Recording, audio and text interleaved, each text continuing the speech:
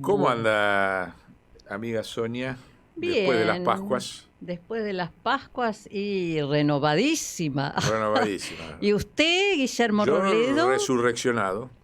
Ah, Me copié, uh, me copié uh, del Kia. El Kia qué estuvo bien, la verdad que la jugó pesada contra el Imperio, se la bancó. sí, Pero sí, bueno, sí, también tenía un director técnico piola, ¿no? Fuerte, que lo hizo. Digo, está bien, pibe, sí, resurreccioná y seguí peleando. sí, No voy a decir así cualquiera, pero bueno, sí. necesitamos algo así, le digo hoy día, ¿no? Que no. Yo Sí, creo que sí. necesitamos una resurrección potente de muchas cosas, ¿no? Ujú. Y Renovación. sí, renovación, no, resurrección, hay cosas que están, viste que nosotros estamos siempre con el tema latente, están ahí como Sí, dormidas, no sí. están muertas, no llegaron a la muerte, pero están dormidas, se van borrando de las nuevas generaciones, de las nuevas dirigencias, no hay Mm, este bendito asunto del poder mediático, viste. sí, Es instala otra interesante, cosa. pero después te voy a pasar ahora en un momento del programa, vamos a hacer una pequeña editorial sobre cómo va el nuevo poder. Ah, bueno, Hoy bueno, vamos a hacer una pequeña editorial bueno, sobre eso, si bueno. te Y parece. saludamos también a Karen y Alberto que están ahí en la operación técnica. Muy bien, ¿cómo No van? sabemos cómo pasaron las Pascuas, después le tenemos que preguntar. Bueno, nos cuentan, ahí está. Este, y bueno, hoy vos tenés algo en especial, tenemos visita, ¿no? Visitas sí tenemos de Claudio Korenblit, que es Ujú. productor musical. Estuvo trabajando muchos años con Badía. Ya Con nos va. Badía. Sí, sí. Y además, bueno, después nos va a contar bien él, pero es Sí. el único que rescató archivo de todo ese material. Ah, mira qué Un bueno. tema serio. Bueno, eso se Ujú. junta con esta otra idea que venimos trabajando, ¿no? Desde la Argentinidad latente, que Sí, es tratar de unificar todos los archivos privados que hay en la Argentina. Bueno, eso lo vamos a charlar sí, después ahí cuando después. esté él, se lo explicamos, Mm. porque es tremendo el archivo que tenemos todos los argentinos en nuestros ámbitos, por no decir en nuestras casas, porque hay cosas que están en las casas, en las empresas, en los En sindicatos, las en bibliotecas las populares. bibliotecas, en todos lados, la historia oral, ¿viste? Bueno, Sí. bienvenido entonces a ver si sumamos fuerzas para lograr ese objetivo, al cual ya se Mm. sumó Citolema, ¿no? ¿Te acuerdas que lo Sí, hablamos? O sí, sea que sí, ya sí. tenemos la presencia de Citolema y bueno, y todo el mundo que viene por aquí se suma a ese objetivo. Que Ujú. me parece muy importante también porque en el programa anterior planteamos el problema de la lucha cultural que ha empezado el pueblo argentino como un punto de resistencia que está trascendiendo todas las estructuras políticas. El programa anterior ha sido muy bueno en ese sentido. Y esto me parece que es un aporte fundamental, porque preservar el patrimonio privado, que si no lo preserva el Estado, se lo llevan las capitales internacionales vía las universidades extranjeras, me parece que forma parte también de una lucha cultural, que tendría que formar Sí. parte dentro, así como se están peleando ahora los institutos, ¿no? Sí, sí, bueno, se logró que echarlo a Puenzo, pero en realidad eso Bueno, solo es una es partecita una del, persona, del que hay una tema. política, Claro, y que hay claro. que... Y me parece que esto puede generar una masa crítica desde otro lado, digamos, que se Sí. sume a la lucha cultural. El patrimonio de los archivos de los argentinos es una Y, lucha cultural. y la identidad está ahí, ¿no? Ujú. Justamente. Bueno, yo quería... vos querías tratar el tema de algo de lo que dijo Cristina en el discurso ahí, de Ante cuando... los A ver, parlamentarios. es un tema muy interesante que trajiste, pero muy largo. Sí, lo vamos a tratar en otro Si querés programa dejarlo ahí entonces. picando para que la gente Y sí, porque se Cristina entusiasme. habla de lo exitoso que fue el capitalismo y bueno, da para que hablemos un poquito sobre eso, ¿no? Bueno, la próxima editorial la hacemos sobre ese tema, que se Bueno, engancha bastante con lo que queremos, o que traje hoy para hablar, bueno. que tiene mucho que ver con lo que venimos haciendo junto con vos, Sonia, cuando fuiste ¿te acordás cuando empezamos con el movimiento del Cámara, con Ujú. Clelia, cuando fuiste vos a entrevistarlo a Hans Kuhn, ¿no? En Alemania, Que sí, sí. en el programa anterior justamente Ujú. aparece. Cuando se cumplían los 50 años del Concilio Vaticano II. Exacto. Bueno, ahí nosotros queremos mandarle este programa directamente a dos personas que habitan el Vaticano. Ujú.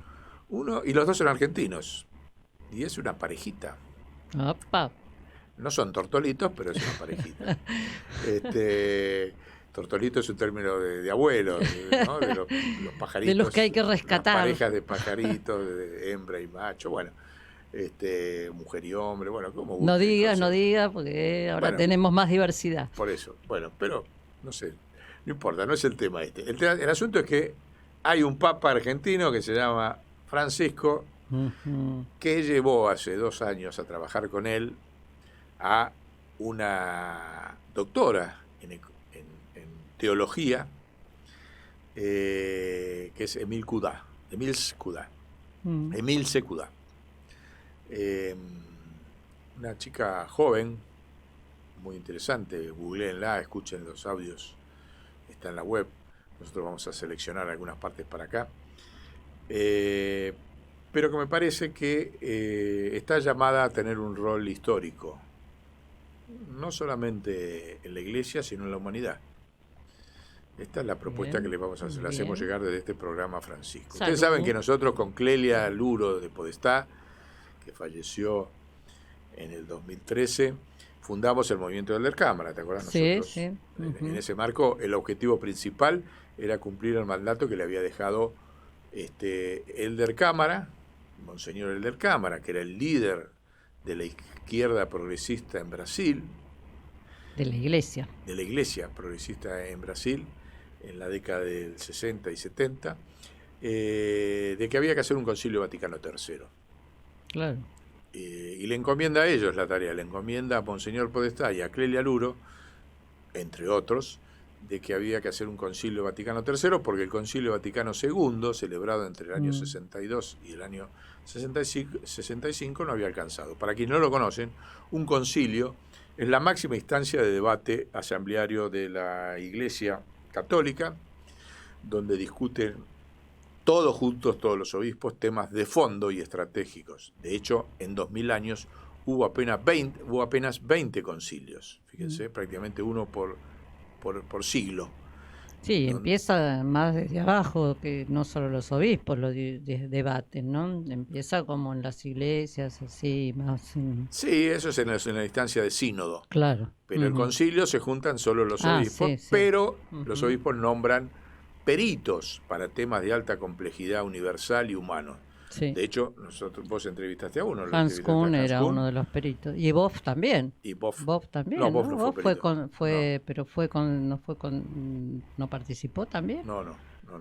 Habló después. No. Ahí fue Elder Cámara. Elder Cámara fue el motor brasilero del perito, del concilio. Y hubo una serie de obispos muy importantes de esa época que interpelaron, en el momento de plena Guerra Fría, hacia un proceso de socialización en el mundo. Lamentablemente han pasado 9 años desde que Francisco ha llegado a Papa y no han surgido en 9 años obispos de la altura de los que recordamos y hemos vivido nosotros que existieron producto del Concilio Vaticano II. Evidentemente eso demuestra una vez más la necesidad de un concilio, porque algo está latente también en el concilio, algo está planchado, ni que Francisco haya llegado a Papa lo ha podido hacer resurgir. Ese es nuestro diagnóstico, se lo decimos con todo el corazón, pero cumpliendo el mandato de Podestá, Clelia y Elder Cámara. Los 9 años siguen siendo intrascendentes, no solamente para la Iglesia, sino para los problemas de la humanidad. Y estamos desaprovechando una situación muy virtuosa que está produciéndose en el mundo. Ahora vamos a hablar un poquito de eso, pero me parece que ese síntoma de que no hay una generación de obispos que esté a la altura de aquellos que surgieron del Concilio Vaticano II es un síntoma sumamente preocupante de que el papado de Francisco no está sembrando. Y ni siquiera están a la altura de las encíclicas que sacó Francisco. Exactamente. No le la Laudato sí. Algo falla. Y yo te voy a decir, retomo acá. Retome. Un consejo en el cual fui testigo, y acá estamos viendo la foto de la audiencia en la Casa Rosada, donde a raíz de un libro que le publicamos de Monseñor Jerónimo Podestá y Clelia Luro sobre las cartas de ambos, Cristina nos llamó, la llamó a ella y fuimos nosotros con Clelia hija, éramos 4, éramos 3 y Cristina, cuando era presidenta todavía, a la Casa Rosada, porque ella se había impactado muchísimo de ese libro y de esa tapa donde Jerónimo está apoyada así en el hombro de Clelia y le sinceró, dice, mira Clelia, yo busqué todas las fotos con Néstor y no tengo ninguna en ese gesto, sino siempre al revés, yo apoyada en el hombro de él. Claro. Entonces estaba muy impactada y bueno, de ahí Cristina dijo que la historia de Monseñor Podestá y Clelia Luro tenía que, con esa historia la Argentina tenía que ganar el tercer Oscar, lo llamó a Parrilli para que se encargue del tema, así que Parrilli tenés pendiente ese tema, te lo decimos desde acá, ganar el Oscar con la historia de Monseñor Podestá y Bueno, Clelia. porque además en las imágenes de la presentación de nuestro programa está cuando lo presentamos en la Feria del Libro. Exactamente. Ese libro con Clelia. Con... Ahora, ¿por qué lo traigo ahora esto? Porque ahí, que esto lo decimos por primera vez, y está Clelia hija, puede venir a ratificar que lo que decimos es absoluta verdad. Cristina le debe haber insistido como 10 veces. Francisco ya había sido elegido papa, o sea, fue elegido el 13 de marzo del 2013. Esa audiencia habrá sido en junio, por ahí mayo, junio del 2013. Y como 10 veces le dijo, mira Clelia, decile a Francisco que lo que quiere hacer con la iglesia y con el mundo solamente lo va a poder hacer con las mujeres. 10 veces se lo dijo. Y Clelia, madre, le decía, sí, se lo voy a decir, se lo voy a decir. Claro. Entonces, retomando ese mensaje de Cristina, la cual asumió Clelia Luro de Podestá y se lo transmitió a Francisco, nosotros vemos una gran esperanza en que esta teóloga, esta doctora en teología, que es laica, o sea, no es religiosa ni consagrada, es una laica profundamente católica, profundamente universal cuando uno la escucha sobre todas las religiones,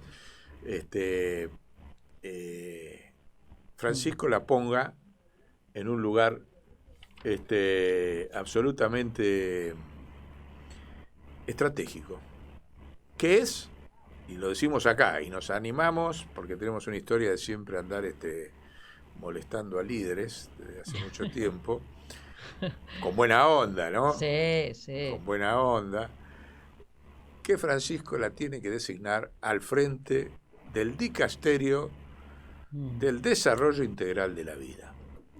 Bueno. Para los oyentes, que la mayoría no sabe qué es, los dicasterios son como los ministerios en el Vaticano. Y Francisco, cuando asumió,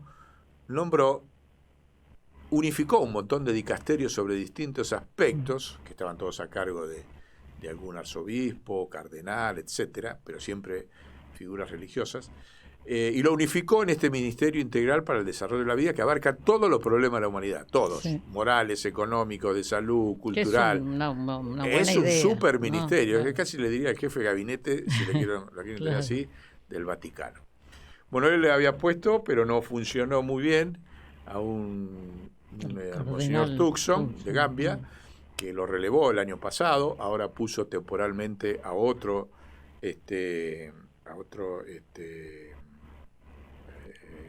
obispo, pero es interino, no es definitivo, o sea que está esperando. Pero como hace un mes y medio sacó una modificación, modificó la Constitución del Vaticano, donde faculta a que laicos y laicas, o sea, personas que no son religiosos ni religiosas, puedan ocupar esos cargos, cosa que no estaba antes. En realidad, en el derecho canónico está desde siempre eso, pero nunca se ejerció con esta fuerza. A nosotros nos parece que si junta esa decisión que tomó y pone a esta mujer joven, laica, católica, doctora en teología, con una cabeza muy, muy amplia, que tiene como diagnóstico, como lo ha dicho en sus últimas manifestaciones públicas, que el problema central de la humanidad es el sistema financiero. Francisco lo dice. Sí, claro. Y lo dice abiertamente.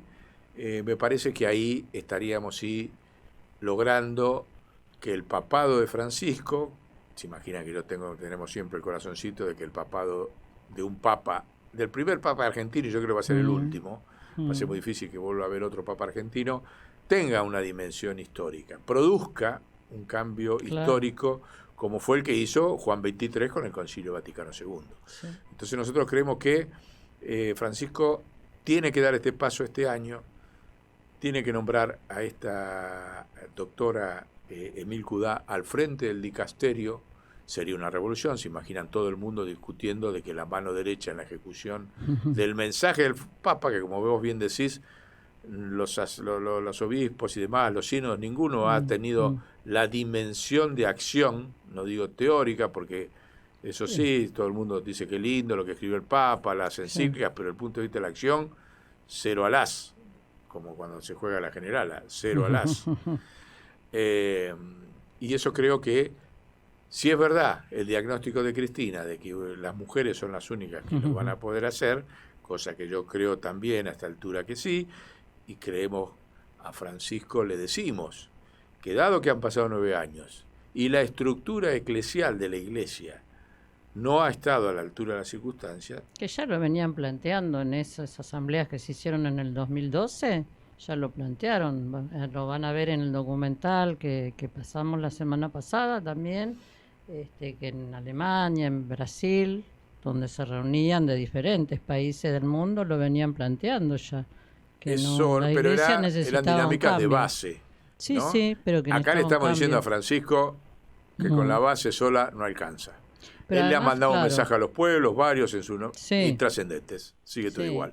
Por eso, evidentemente hace falta preguntar. poder ejecutivo. Y las mujeres tienen que agarrar la manija del Vaticano, se lo decimos así. Bueno, pero aparte, en la acción social, política y económica. A eso nos estamos refiriendo. La cuestión religiosa, la discusión de si el celibato o no celibato, es otro problema pendiente, pero no nos estamos refiriendo a eso. Nos estamos refiriendo que el poder del Vaticano, en esta gran oportunidad de crisis que hay en el mundo, que vamos a hacer un pequeño repaso ahora de cómo viene, Francisco necesita a las mujeres, si no, su papado va camino de ser intrascendente.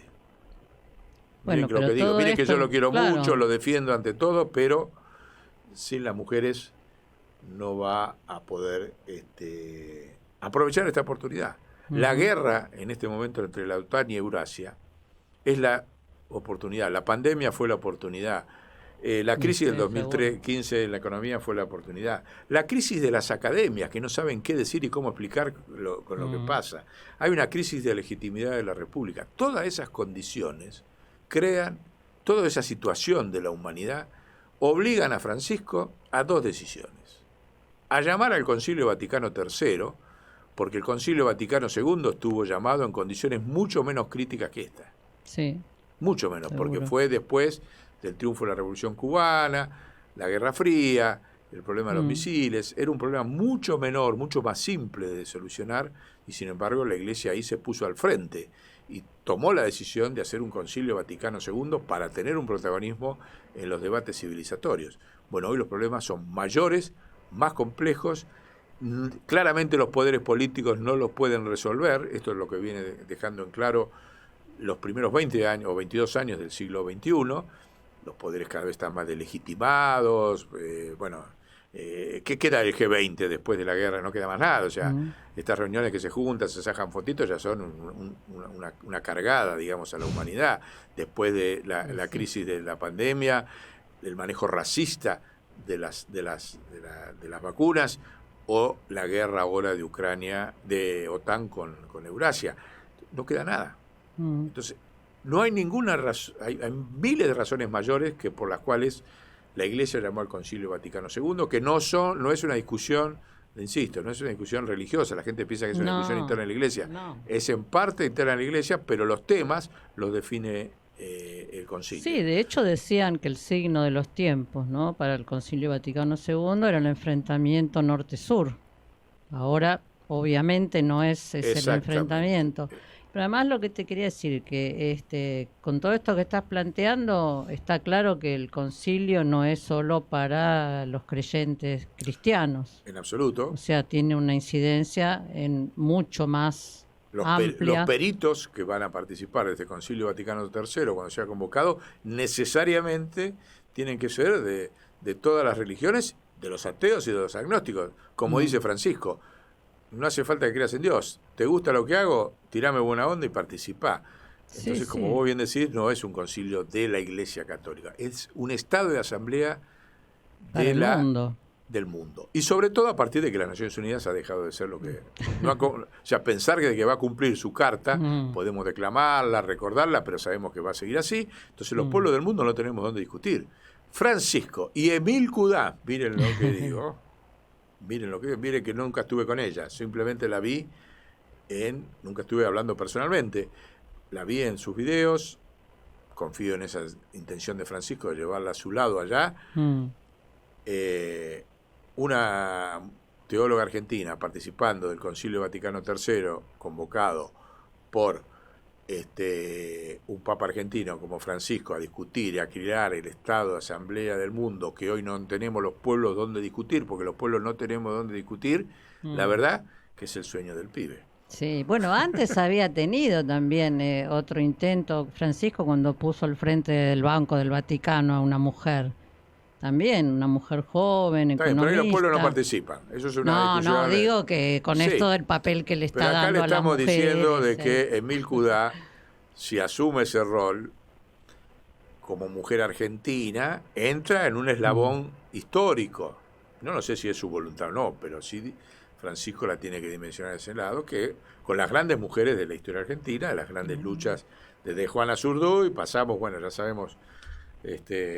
todos el rol estratégico y valiente que han tenido las mujeres argentinas, desde Juana Zurduy, pasando por Evita, pasando por por las madres, las abuelas y todas las bueno, no lo voy a hacer acá, hasta como decíamos ayer, Tita Merello, una mujer que desde la cultura hizo una revolución en el ámbito cultural. Yo no sabía, me enteré que, mirá qué dato, por eso hay que recuperar la historia de Tita Merello, era la madrina del hijo de Discépolo. Ella lo dice en el reportaje que le hace Antonio Carrizo. Sí, lindo reportaje. Hermoso. Y ahí lo cuenta, mire, yo no sabía, fíjese, Discépolo a quién le dedicó, le puso al cuidado a su hijo, ¿no? Ni más ni menos que a Tita Merello. Pero bueno, no nos dispersemos ahí, pero ya vendrá en otro yo creo capítulo. que Émile Coudin, como al frente de un dicasterio que tiene que actuar en el marco de un Concilio Vaticano III. Sí. O sea, le estamos diciendo a Francisco que no tiene opción.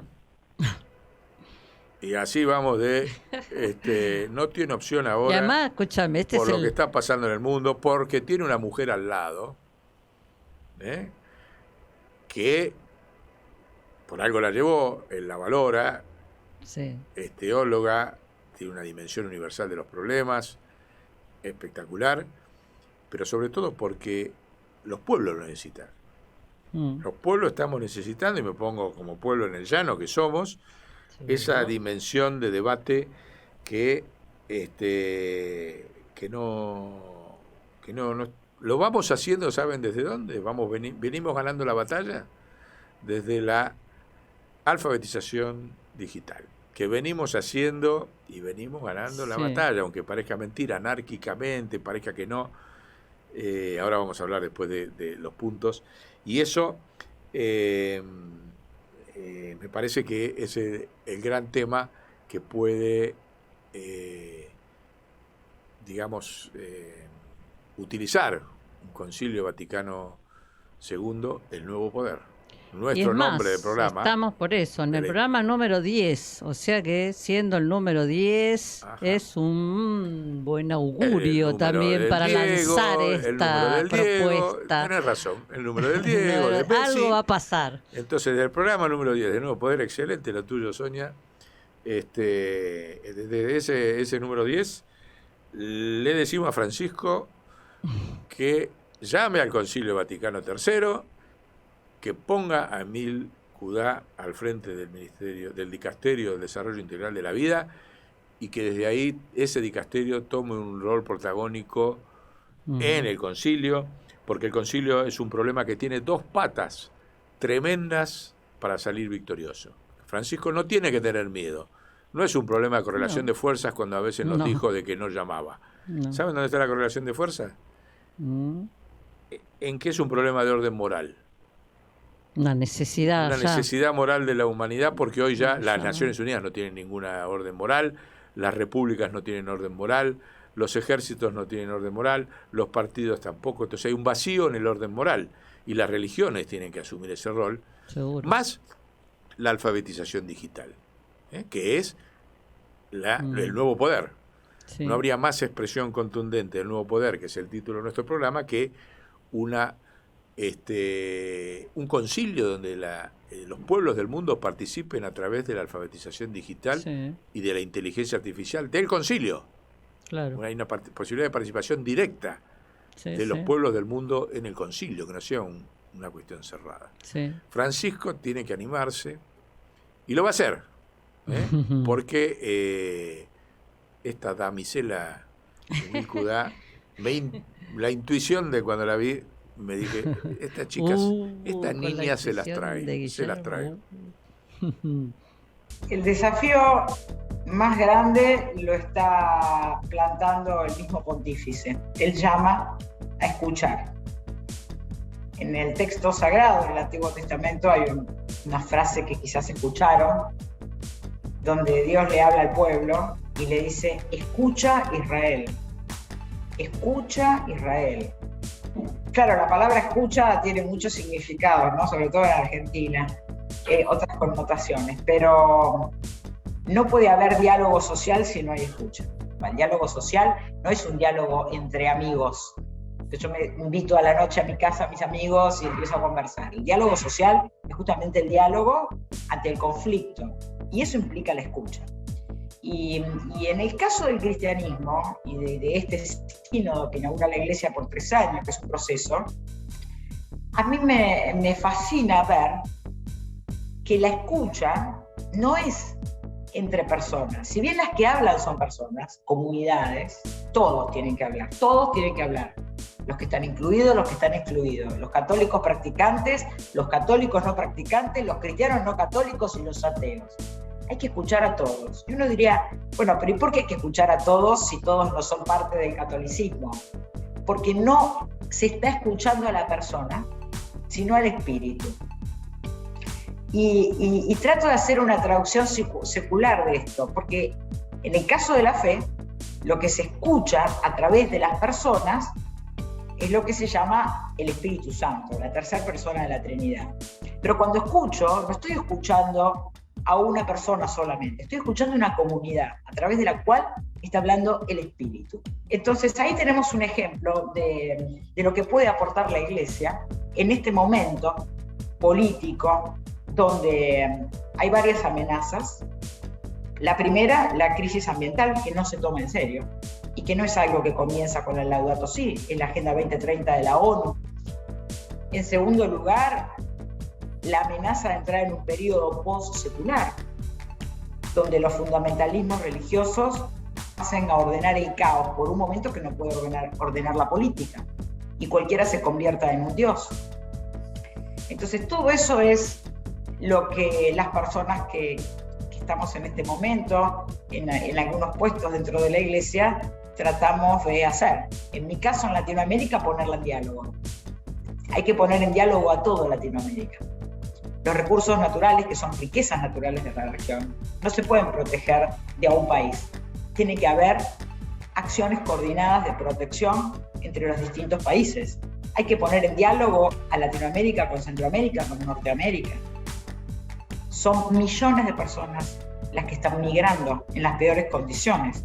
En Argentina mucho no se percibe porque curiosamente Argentina es un país donde la gente desocupada no migra, se organiza. No migra, no vamos a encontrar trabajadores migrantes en el exterior argentinos. Vamos a encontrar profesionales, pero no trabajadores que por falta de trabajo hicieron su maleta y se fueron. Lo que une no es el interés, sino la necesidad. Porque frente a la desesperación de sobrevivir hasta el día siguiente, me uno, tomo la decisión, tengo que tomar esa decisión, si no desaparezco.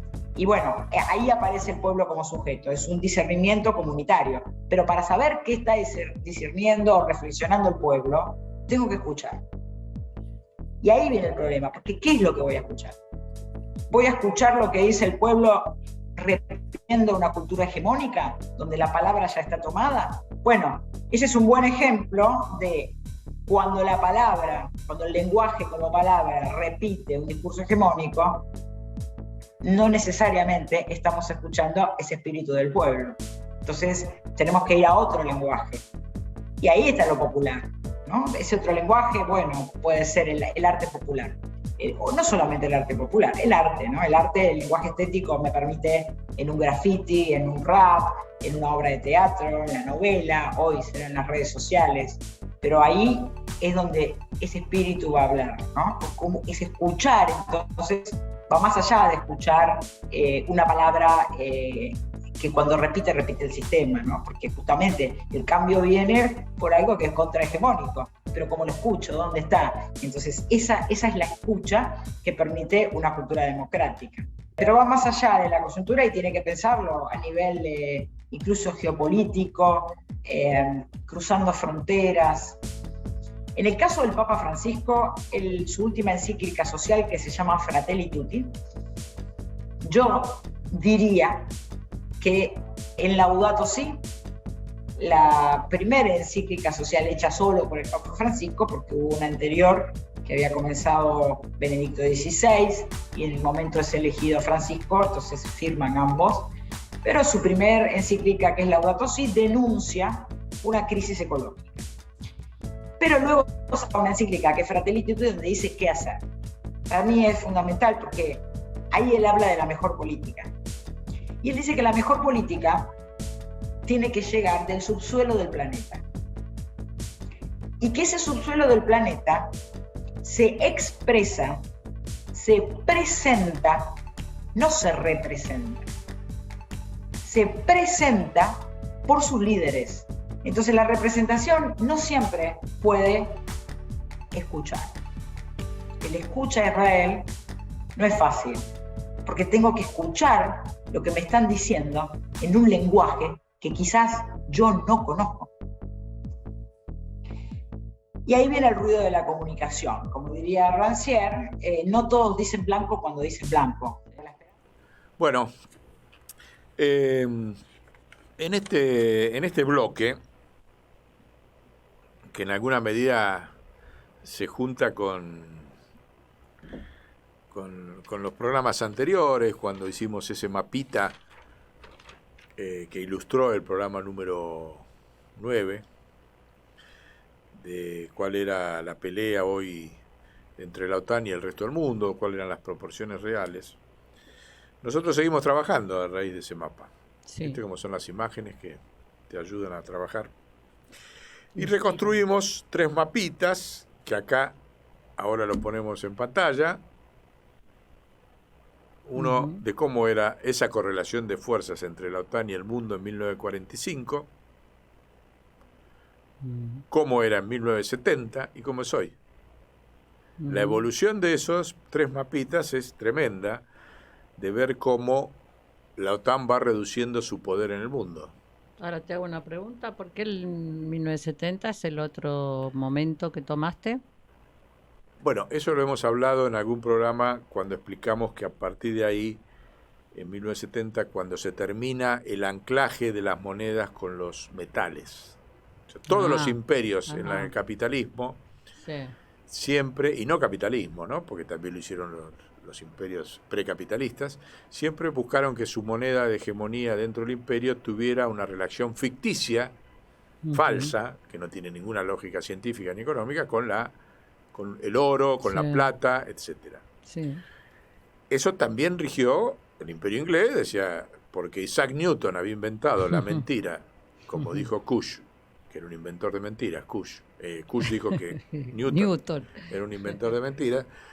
La mentira tan funcional al imperio, de este hombre que era de la Academia de Ciencias Británica, inventó la relación entre la libra y el oro.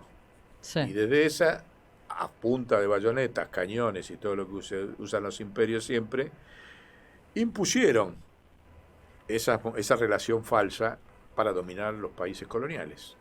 Sí, una convención inventada. No, sí. Impuesta, falsa, no científica. Bueno, eso fue diluyéndose porque los estados se fueron empoderando por una serie de razones después del año 45, hasta que en 1970 ya Nixon con Kissinger disponen que no hay más relación del oro con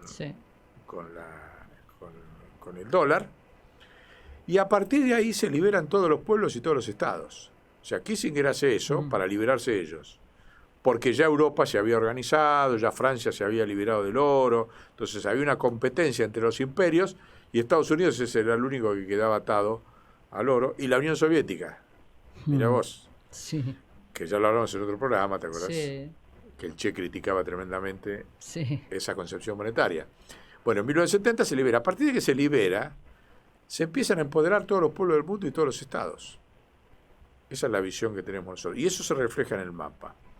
Porque al no estar atados los estados a la emisión de su moneda a una moneda colonial, que no es el caso de la Argentina, digamos, nosotros fuimos en estos 50 años al revés exactamente al revés de por donde fueron los pueblos del mundo. Los pueblos del mundo fueron por la senda virtuosa y nosotros nos impusieron ir por la senda viciosa. Único estado en el mundo, pero todo el resto de los estados, como se liberó de la relación de su moneda con el oro y con el dólar y con todo, entonces empezaron a establecer la relación de su moneda con lo que más le convenía. Por eso en 1970 empieza a cambiar el mapita . Y ahí empieza la primera expansión. El orden de 1945 se acaba en 1970, y esa autonomía que se expresa en el 2020, en el siglo XXI, con el nacimiento del euro, que le da autonomía total financiera a Europa, con el nacimiento del yuan, con el nacimiento del rublo, de la rupia inglesa, todas esas monedas que en los últimos 20 años se liberaron por completo incluso de cualquier vínculo con el dólar, o con vínculos acotados, pero no que el dólar los condiciona a ellos, es lo que hizo el mapita que hemos mostrado en el anterior. Ahora bien, estos tres mapas, que lo estamos presentando acá, a su vez, no solamente han debilitado a la OTAN, sino que han creado las condiciones para un salto civilizatorio. Porque han deslegitimado esta dinámica, como lo hemos hablado, han disparado la superproducción. Todos los países producen alimentos, energía solar, energía eólica, o sea, ninguno depende de otro así como eran en las épocas coloniales, en forma drástica. Y vía la inteligencia artificial, a la cual cada vez más de estos 170 países hay 140 que tienen política de Estado en la inteligencia artificial. Nosotros no tenemos la suerte de estar entre esos. El hecho de que esos 140 países tengan a la inteligencia artificial como política de Estado y constituciones con soberanía cultural, monetaria, mediática y financiera, ha hecho que la civilización entrara en un proceso de alfabetización digital, o sea, los pueblos entremos en un proceso de alfabetización digital que es el primero que no se produce en la historia del hombre en forma vertical. Porque siempre las alfabetizaciones o te la manejaba el brujo de la tribu, que te decía la verdad, la mentira, lo que funcionaba, la plantita que sí, la que no, y el brujo ahí estaba haciendo una alfabetización digital y la gente lo tenía que asumir o se tenía que pelear con el brujo. Después las brujerías se perfeccionaron y se transformaron en academias, ¿no? Después aparecieron los griegos con la filosofía, fueron sofisticando el tema, pero los brujos fueron siendo más de otro tipo, más elegantes. Vio que ahora está elegante, bueno, bueno, fueron más elegantes, tuvieron sus, pero siempre era vertical, siempre la academia imponía, de hecho, imponía verdades parciales, escuelas dentro de las academias, bueno, siempre respondiendo a factores de poder militar, eclesiástico, de los privilegiados dentro de las distintas sociedades que tuvo la humanidad en los, ¿cuánto llevamos? 10.000 años de experiencia alfabetizadora, ¿no? Ahora, siempre fue vertical. Esta es la primera vez que los pueblos nos estamos alfabetizando horizontalmente. Claro. Y voy a dar algunos síntomas de eso. Por ejemplo, la enciclopedia Wikipedia, que los pueblos la pueden perfeccionar y actualizar, porque uno puede escribir ahí, diciendo, Sí. no, mire, esto que está escrito ahí no es así y demás. Sí. Tienen un mecanismo de consulta. Es un proceso de alfabetización digital horizontal. Sí. Antes, acordate, no solamente el que tenía la enciclopedia británica, ¿te acordás que te la sí, traían a sí, verdad? sí, o los papers, O ¿no? los Los papers, científicos y con qué los sé papers, yo, bueno. tantos publicados. Eso sigue existiendo, pero hoy la Wikipedia hace que ese paper pueda estar sometido a la opinión popular Y sí, o a la interpelación popular, no que queda solo en un grupo de sabios seguro. ahí que viven agazapados en distintas instituciones. Entonces la Wikipedia es un claro síntoma de eso. Ujú. Por otro lado, hay un proceso de alfabetización monetaria financiera en curso, cuya básica expresión es que los pueblos, y Emil Kudá, que lo hemos hablado en el programa, Sí. lo plantea, la renta básica universal hace falta, porque lo dijo Francisco. Sí, lo dijeron las Naciones Unidas también. Pero eso ahora. lo instalamos los pueblos. Sí. Los pueblos con un montón de mecanismos que estamos trabajando sobre diseños, imaginación, sobre cómo tiene que funcionar la renta básica universal, es la interpelación máxima, la renta básica universal, que demuestra que las teorías monetarias que se enseñan en todas las universidades del mundo, incluidas todas las religiosas, son obsoletas. Sí. Y eso ha quedado demostrado con la pandemia.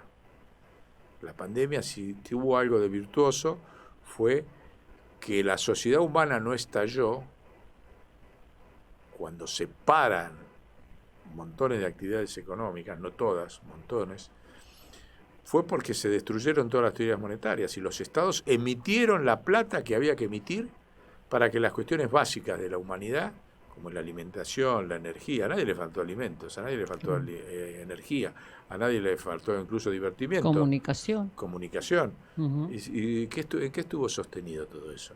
¿En Sí. el oro? No. ¿En el dólar? ¿En el yuan? No, en la emisión libre que tuvieron todos los estados Ujú. por primera vez, y eso demolió porque hubo eso y no hubo inflación. Hubo Sí. eso y hubo bienestar.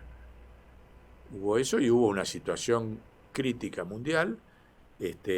Podría haber, no hubo absolutamente hechos de desesperación, guerra civil, violencia, como pasaba Claro. en otros momentos de la historia cuando se producía un corte de los flujos de bienes de la sociedad.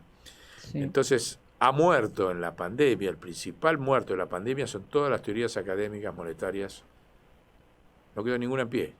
O sea, no fue cuando anunciaron el fin de las ideologías, No, es ahora, eso con todo ahora. esto. Eso La pasó. verdad de la milanesa es esta. Y en ese marco nació a fondo el debate de la renta básica universal. Sí. Todo eso se expandió y ya por eso los académicos ni pueden defender estas teorías, porque enseñan la teoría, porque sí, está bien, es un negocio para comer, para vender, como el que vende Coca-Cola, Pancho, etcétera. No hay diferencia. Tienen que seguir enseñando mentiras para comer, pero esas mentiras son insostenibles frente a la realidad de los hechos.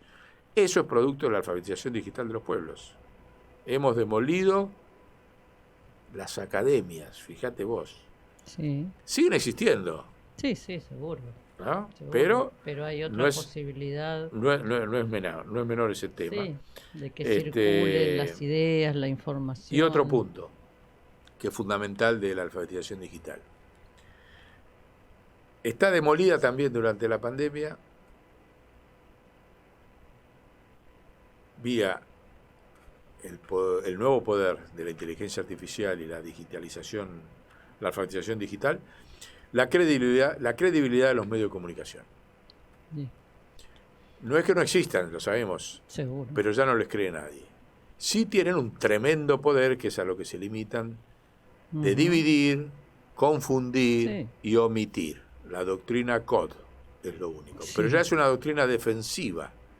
Antes los medios tenían posibilidad de construir consensos sobre la población, Mm. sobre temas, sobre personajes, sobre interpretaciones de la realidad. Hoy ya no lo pueden. Hoy lo intentan, pero fracasan, porque los pueblos estamos en comunicación horizontal. Ujú. El simple hecho de que hoy, fíjense, otro proceso de digitalización que beneficia a los pueblos, la traducción inmediata a todos los idiomas. uno se mete ahí y puede leer lo que escribió un japonés, un inglés, un francés, un ruso, un chino, un argentino, inmediatamente en tiempo real. Fíjense la potencia que tiene eso. Nunca en la historia de la humanidad hubo un poder de que cualquiera podía traducir lo que quería. Y también, sí, también hay una búsqueda por la desesperanza que se generó, ¿no? Porque eso también crea como más necesidad de buscar otras maneras de explicar lo que nos pasa, ¿no? Buscar diferentes fuentes, que bueno, que cuando ya está todo más tranquilo, digamos, más dado, se instalan más monolíticamente las ideas, ¿no? Entonces, exacto, ese trabajo germinan más ideas, se entrecruzan más pensamientos, no hay cosas fosilizadas o cristalizadas que se imponen violentamente como son las alfabetizaciones verticales, y eso me parece que no tiene techo, porque son 8.500 millones de seres humanos aportando, no son una élite intelectual que maneja una serie de libros y que dicen esta es la verdad. ¿No? Nosotros tuvimos una experiencia interesante con el Papa sobre esto. ¿A qué se refiere? Ahora la voy a contar. Pero antes, fíjate, otro sexto punto de cómo... Estoy hablando de que veamos que el nuevo poder viene triunfando. Sí. O sea, no tiene una expresión política clásica. No. Pero socialmente... Eso falta todavía. Pero mejor. No, claro, que no sea la clásica, la seguro. Clásica no, alguna va a ser. No. Claro, una nueva también. Una nueva va a ser, pero donde el protagonismo y la participación no va a estar delegada. Los mecanismos de representación de la democracia ya son absolutamente irrisorios, insostenibles, todo el mundo ya sabe, bueno, voto porque quiero mantener la democracia, nadie quiere que haya dictaduras militares, pero voto, pero saben que todo el mundo sabe que nadie va a cumplir, que el elegido no va a cumplir. No es joda eso, ¿eh? No, para el sistema. Bueno, pero sigue construyendo otras cosas. No es que yo me dejo de tomar iniciativas sociales y de acción positiva porque espero de que el presidente que elegí, ya sé que este que elegí va a ser un muñeco que no es la parálisis. No es la parálisis. Me dedico con el resto de la sociedad que tengo en el entorno a construir. Ese fenómeno se está expandiendo por la alfabetización digital y por la comunicación y por todo lo que venimos diciendo. Y fíjense que otro tema, finalmente, antes de lo del Papa Francisco, las guaridas fiscales. Las guaridas fiscales antes no estaban mal vistas, hoy están mal vistas. Así es sencillito. ¿Por qué? Porque aparecieron montones de hechos, Assange, Snowden, los Panama Papers, Arbizu, como los arrepentidos como Arbizu, el argentino que reportamos acá, el prócer nacional Arbizu, y todo eso, el G20 que dijo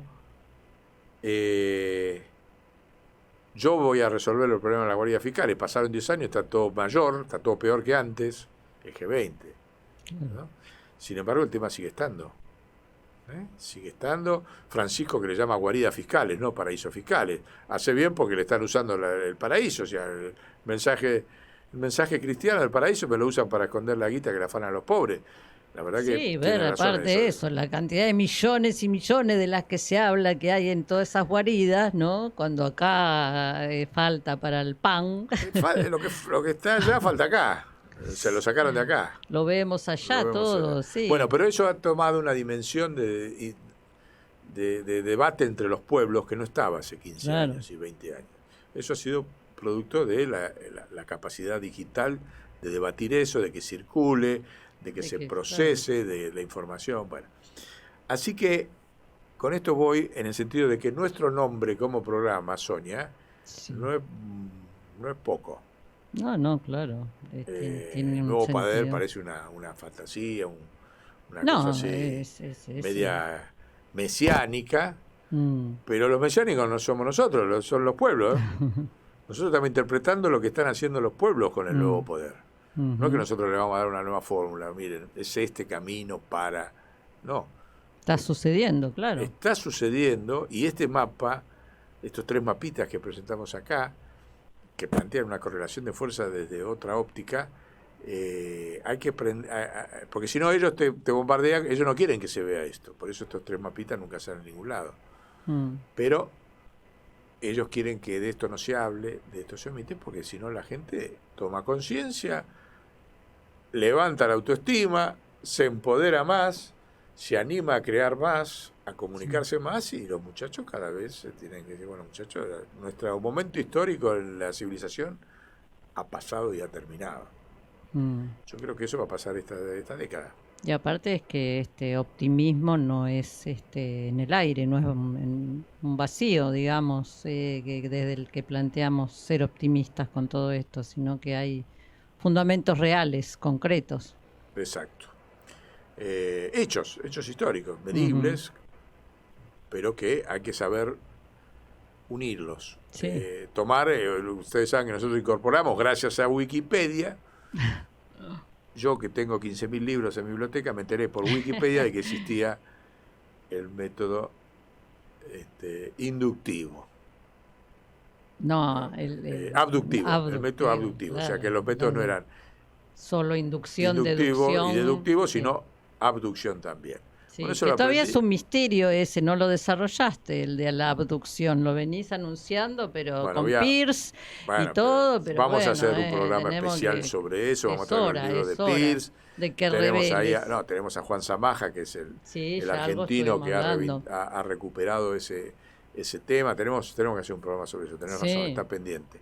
Sí. Pero bueno, ahí lo tenés, nosotros nos empoderamos todas las ideas que veníamos trabajando desde hace muchísimos años, en los nuevos paradigmas, gracias a Wikipedia. Si no, yo les aseguro, qué sé yo, por ahí hubiese llegado por otro lado a descubrir que existía el método abductivo, pero lo descubrí en Wikipedia, tocando viola el azulcito, cuando uno toca ese azulcito así. Bueno, ¿cómo hacíamos hace 20 años para tocar azulcito? No había azulcito. Te tocás y te lleva. Aparte que es divertido, porque se va encadenando. Terminás en los lugares más insólitos. Eso es una alfabetización libre. Sí. Entonces hay que zambullirse en estos temas, aprender, meterle onda positiva, de que a pesar de que ellos son los que están muriendo, no nosotros, ellos. Así es. Bueno, pero nos falta entonces la anécdota sobre Francisco que ibas a contar. Francisco, bueno, justamente con Sebastián tenemos una historieta sobre Francisco, y en un momento como Francisco va con Juan Bagual, que es un indio querandí que reemplazó a la Guardia Suiza en la historieta por el indio querandí, y que tiene una tacuara mágica que cuando la tira, donde cae, ahí revive algún líder muerto. Entonces cuando Francisco quiere hablar con Mandela, llama a Juan Bagual, plum, le tira la tacuara, pum, Mandela resucita y se pone a charlar con Francisco. Y así Francisco le va pidiendo para hablar en todos los continentes en la historieta. Bueno, el asunto es que en un momento tira la tacuara y cae en el Medio Oriente. Entonces Francisco quiere hablar del problema entre los judíos y los árabes y dice, bueno, vamos a hacer una cosa. Dice, yo quiero subir a la Torre de Babel otra vez, dice Francisco. Entonces tira la tacuara y aparece Abraham, el pacto de la tierra prometida, Golda Meir, porque Francisco dice que quiere subir con las mujeres. A la Torre de Babel. Quiere hacer un balance de 3.500 años, Francisco, del acuerdo de la alianza de la Tierra Prometida. Entonces aparece cuando le tira la lanza el indio querandí, Abraham, Golda Meir y una mujer musulmana, sin nombre. Porque no hay ninguna mujer líder de la dimensión de Golda Meir entre los árabes. Pero suben los tres con Francisco y van hablando, haciendo el balance. Ahora que lo pienso, podría estar Aisha, la hija de Gaddafi, que tuvo un papel importante. Pero no está consagrada como la figura de Golda Meir. Podría ser, sí. No sé en qué anda, que se le perdimos el rastro, tenemos que buscarla. Se fue de la ONU. Pero cuando llegan arriba, aparece Dios. Entonces, la nube. Hablando, y les dice que los estuvo escuchando atentamente, se imagina, aparece Dios hablándole. Ya cuando dijimos eso con Sebastián, dijimos, bueno, Francisco nos va a matar, porque eso va a hacer hablar a Dios, ¿viste? Bueno, pero no. Entonces, ¿Dios qué les dice? Mire, los estuve escuchando, y me vengo a hacer una autocrítica, un Dios que se autocritica. Sí, ¿cómo no? Y le dice, en la historieta, que ahora la vamos a subir toda a la web, va a ser parte del programa Nuevo Poder para que esté disponible, y le dice, Mire, yo me cometí un error cuando los hice hacer la alianza de la tierra prometida. Me olvidé de decirles que no se estigmaticen entre ustedes para lograr el objetivo. Sí. Después de que escuchó el balance de las guerras y esto y pim, pum, pam, que vinieron haciendo mientras subía, entonces yo le propongo otra cosa, le dice Dios. Le propongo hacer una nueva alianza, la alianza del agua prometida. Porque le dice, el agua soy yo. Y esto va para Emil Kudá como teóloga. Porque el agua no está creado en la Biblia. Estaba desde antes.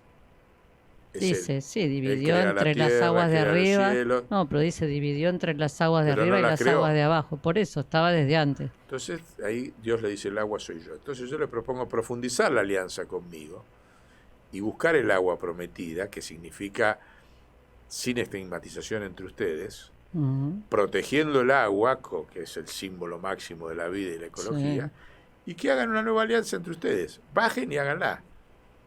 Bueno, cuando hicimos eso, se lo mandamos a Francisco, la verdad, yo decía, nos va a sacar cagando. Disculpen los auditores, pero era el término, nos saca carpiendo. ¿Quiénes son estos locos que se les ocurre? Y Francisco nos contestó con un correo electrónico que tenemos guardado, muy emocionante, muy cortito, como escribe él, y le dice, los felicito por la creatividad, sigan adelante. Sí. ¿No? Eso fue... No se horroriza, al no se contrario. horroriza. Entonces, si un papa dice, nos autoriza a una manga de locos que somos nosotros a cambiar una alianza como esa que tiene 2000 años de escrito, ¿cómo nosotros con la inteligencia artificial no nos vamos a cambiar las condiciones chiquititas de vida para resolver los problemas humanos? Eso es lo que decimos nosotros. Tenemos un audaz, que ahora lo estamos empujando a que sea audaz, y llama el concilio conducido por las mujeres. Primer concilio en la historia de la iglesia conducido por las mujeres. Y lo va a hacer. Ahora, nosotros tenemos que calentar el fuego de abajo, por todos lados.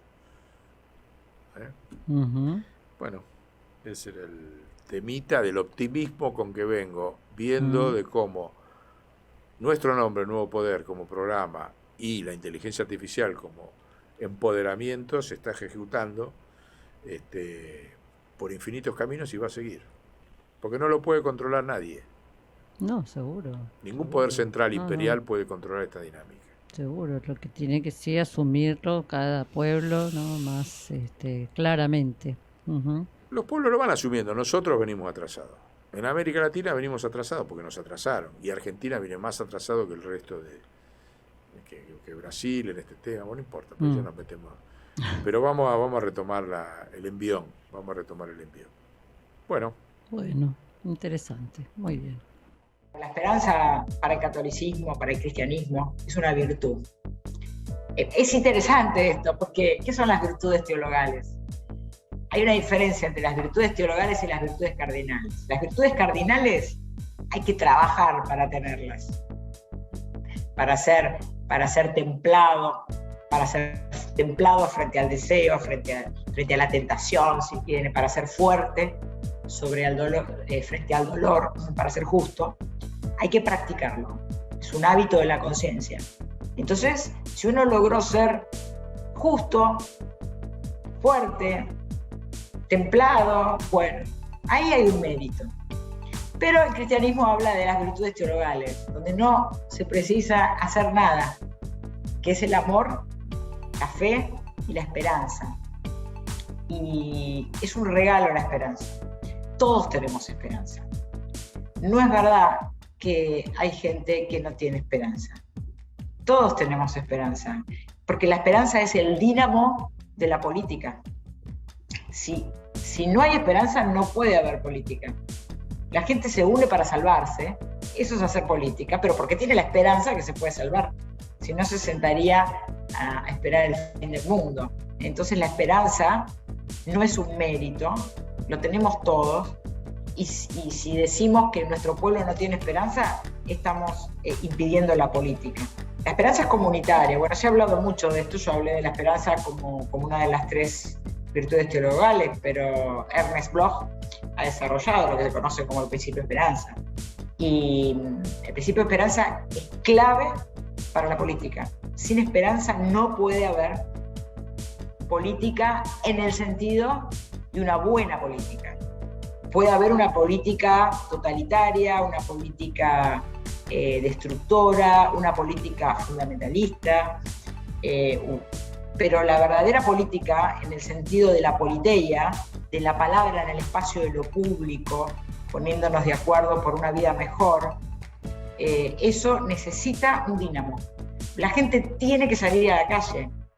Una iglesia en salida es eso, es un pueblo que sale. Hay que salir.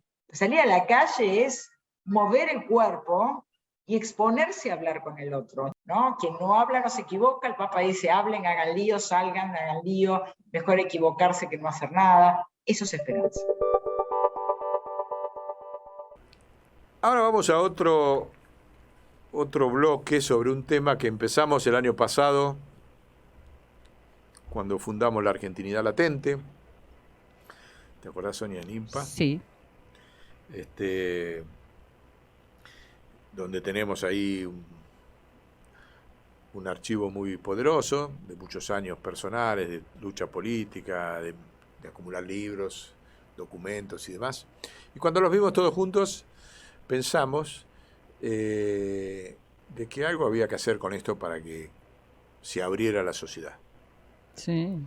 Entonces fuimos a hablar, y teníamos experiencias muy dispersas, pero en el mismo sentido, de cómo los argentinos vamos perdiendo los archivos de nuestra historia.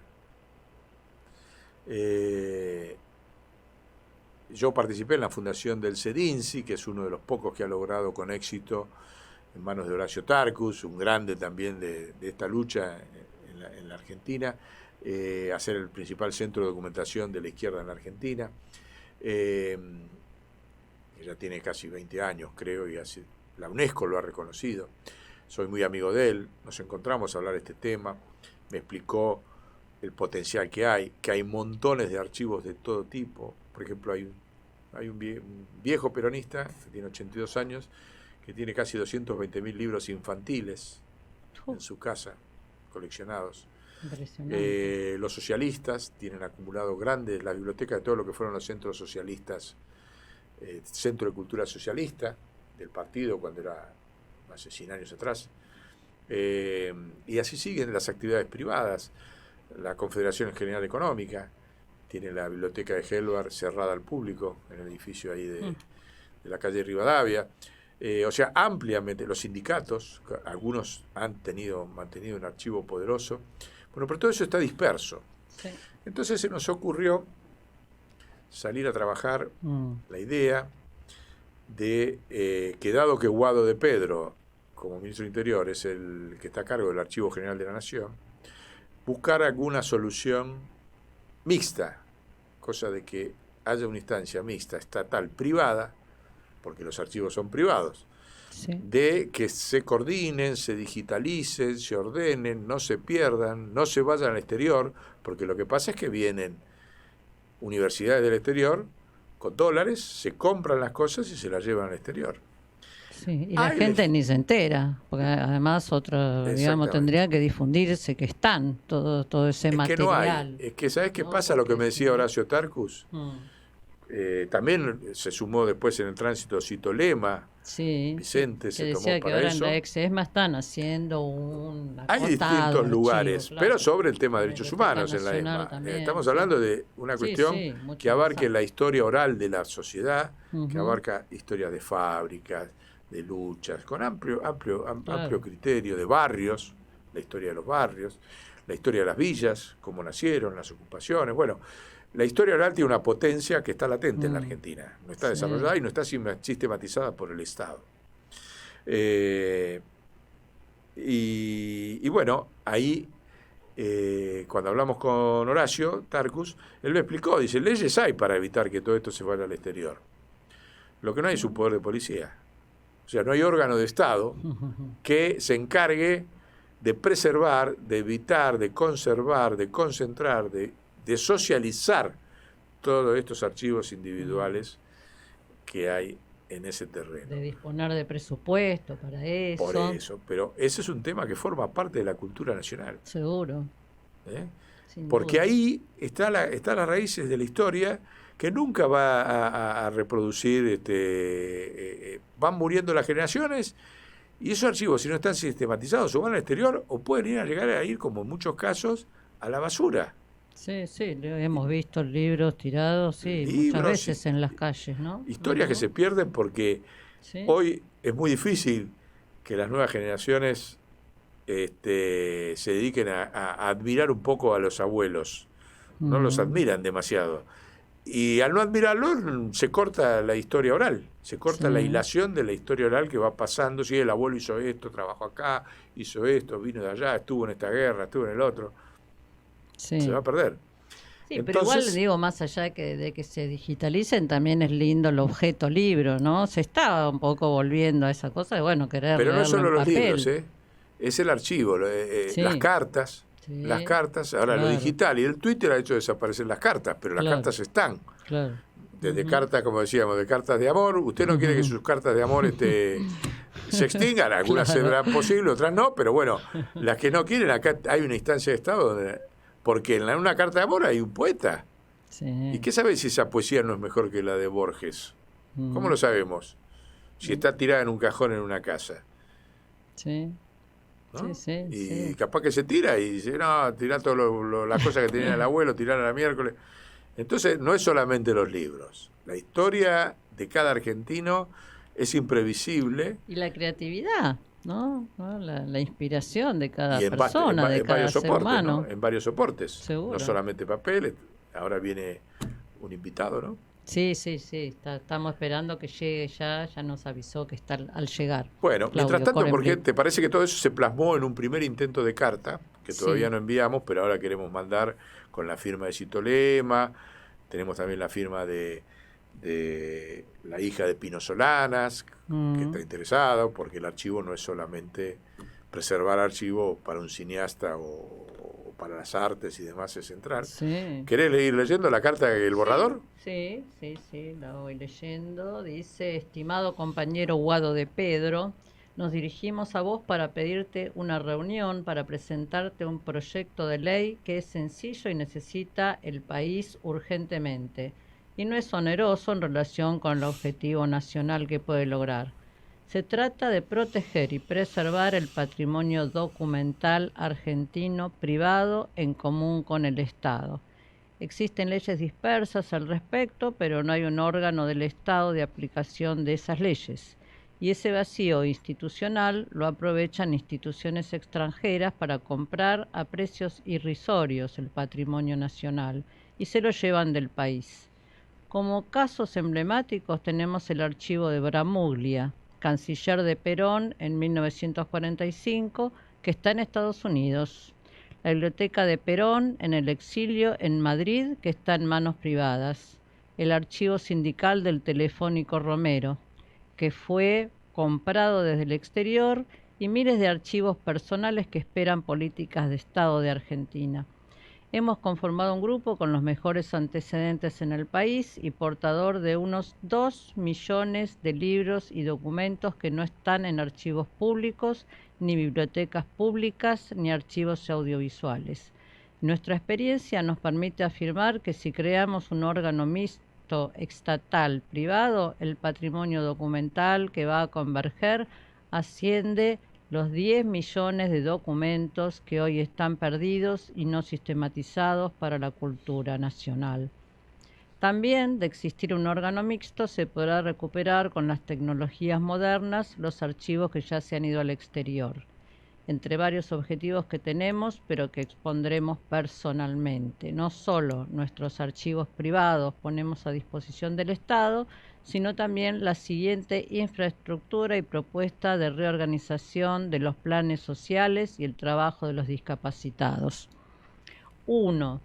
Disponemos de 2.100.000 metros cuadrados de oficinas y galpones de las empresas recuperadas para ser utilizados como archivo documental federal. Solo utilizan hoy el 20% de esas superficies. 2. El 10% de la población argentina tiene distintos tipos de discapacidades y se encuentra en las mejores condiciones de voluntad para capacitarse en las materias de archivista que damos en la Universidad Nacional de San Martín. 3. Lo mismo, la población que está en cárceles tendría no solo un nuevo tipo de trabajo, sino de preparación para la reinserción laboral y evitar la reincidencia y ser utilizado por el crimen organizado. Vía los centros universitarios como el CUSAM de la UNSAM y la UBA en los penales. 4. Las empresas privadas de todo el país también disponen de amplias instalaciones ociosas. 5. Una reorganización público-privada de estas características se convertirá en un nuevo polo de atracción internacional y de ingresos de divisas por investigadores y red de museos que se generarán a partir de estos archivos. 6.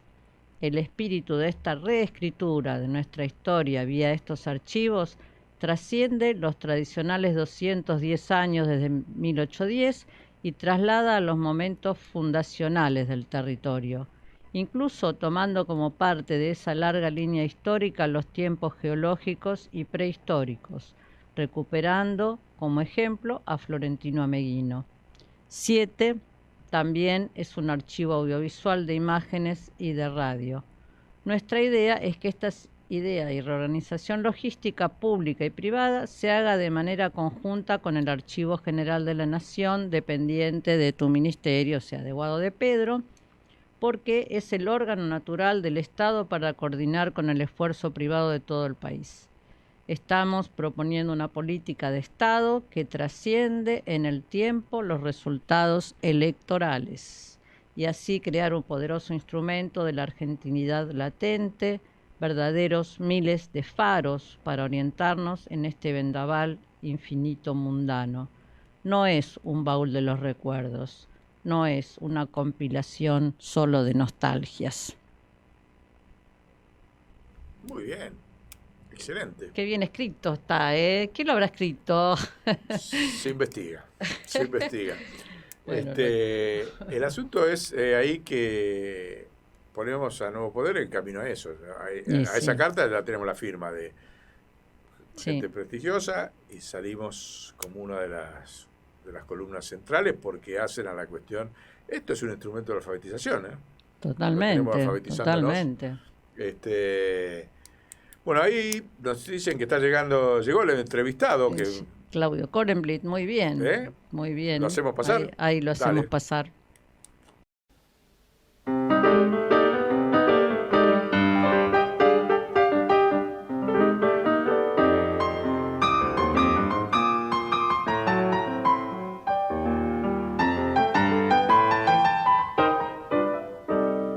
El Aveloriao es un personaje del norte argentino.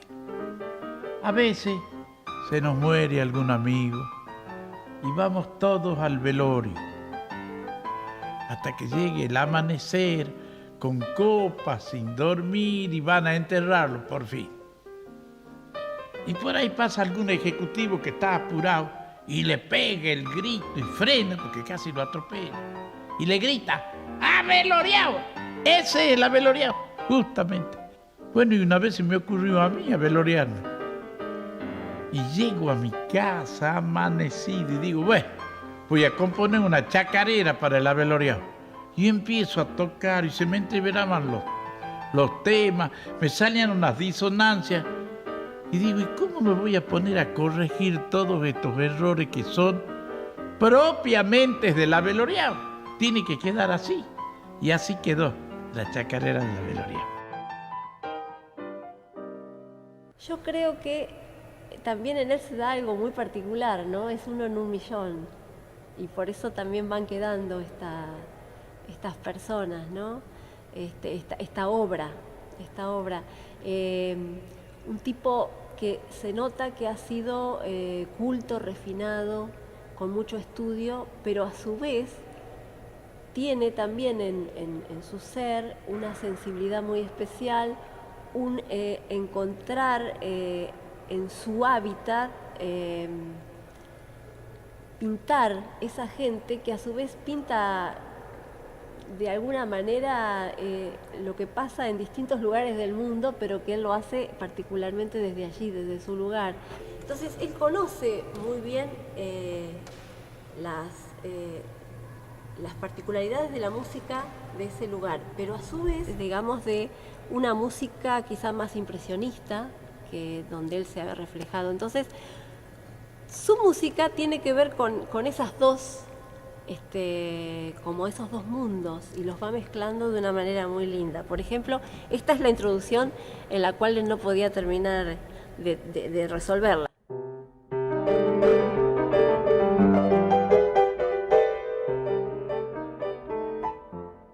Y queda ahí y empieza con el tema.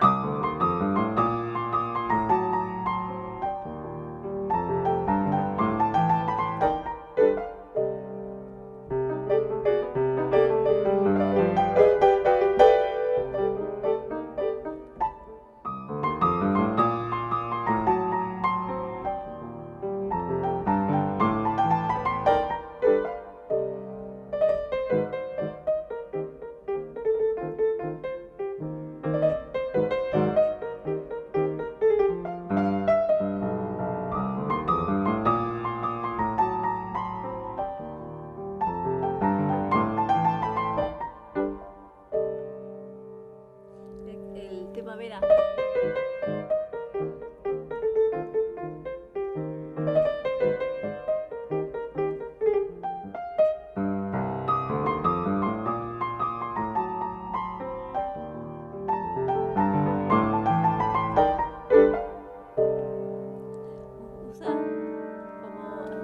Queda como colgado en disonancias, ¿no?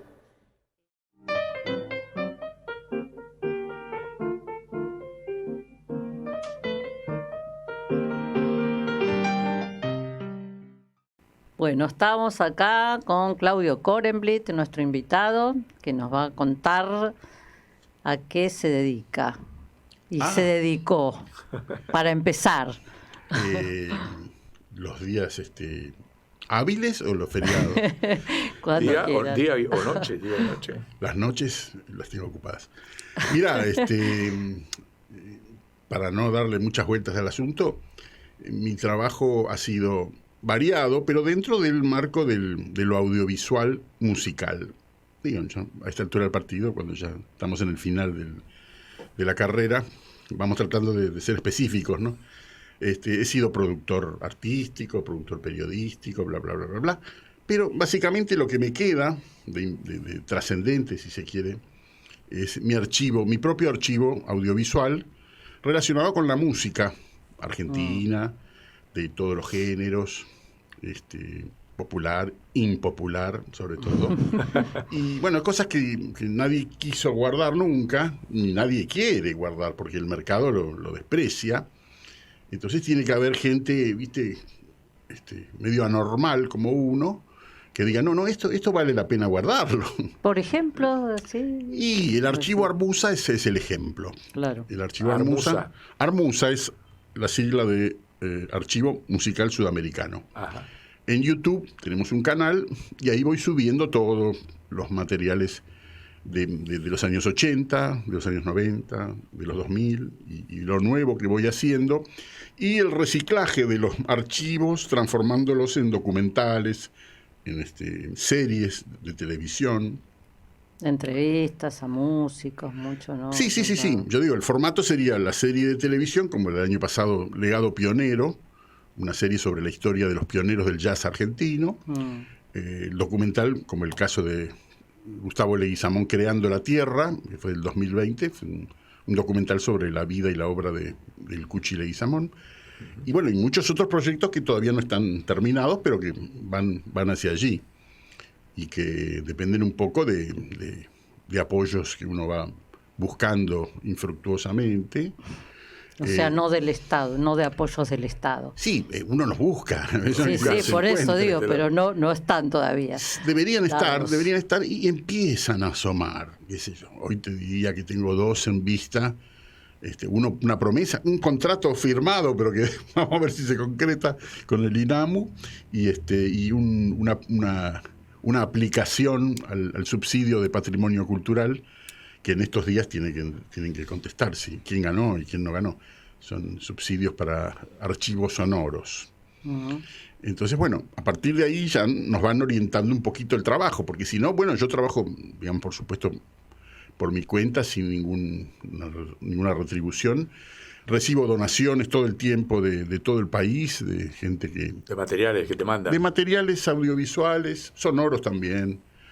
Leímos Dámodo del ciclo abismal de IMPA, que hicimos en IMPA, sobre música experimental, que era de los primeros, ¿no? En una época me dediqué a la música experimental, donde todavía no había una escena como ahora.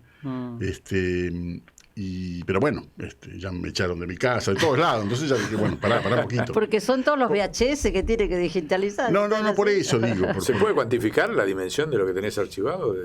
O sea... ¿Cantidad? En horas o más o menos. Te voy a zanatear. Más o menos. Si querés yo te zanateo, como vos quieras. ¿Cuántos cassettes tengo todavía sin digitalizar? Y un par de cientos, no sé cuántos cientos.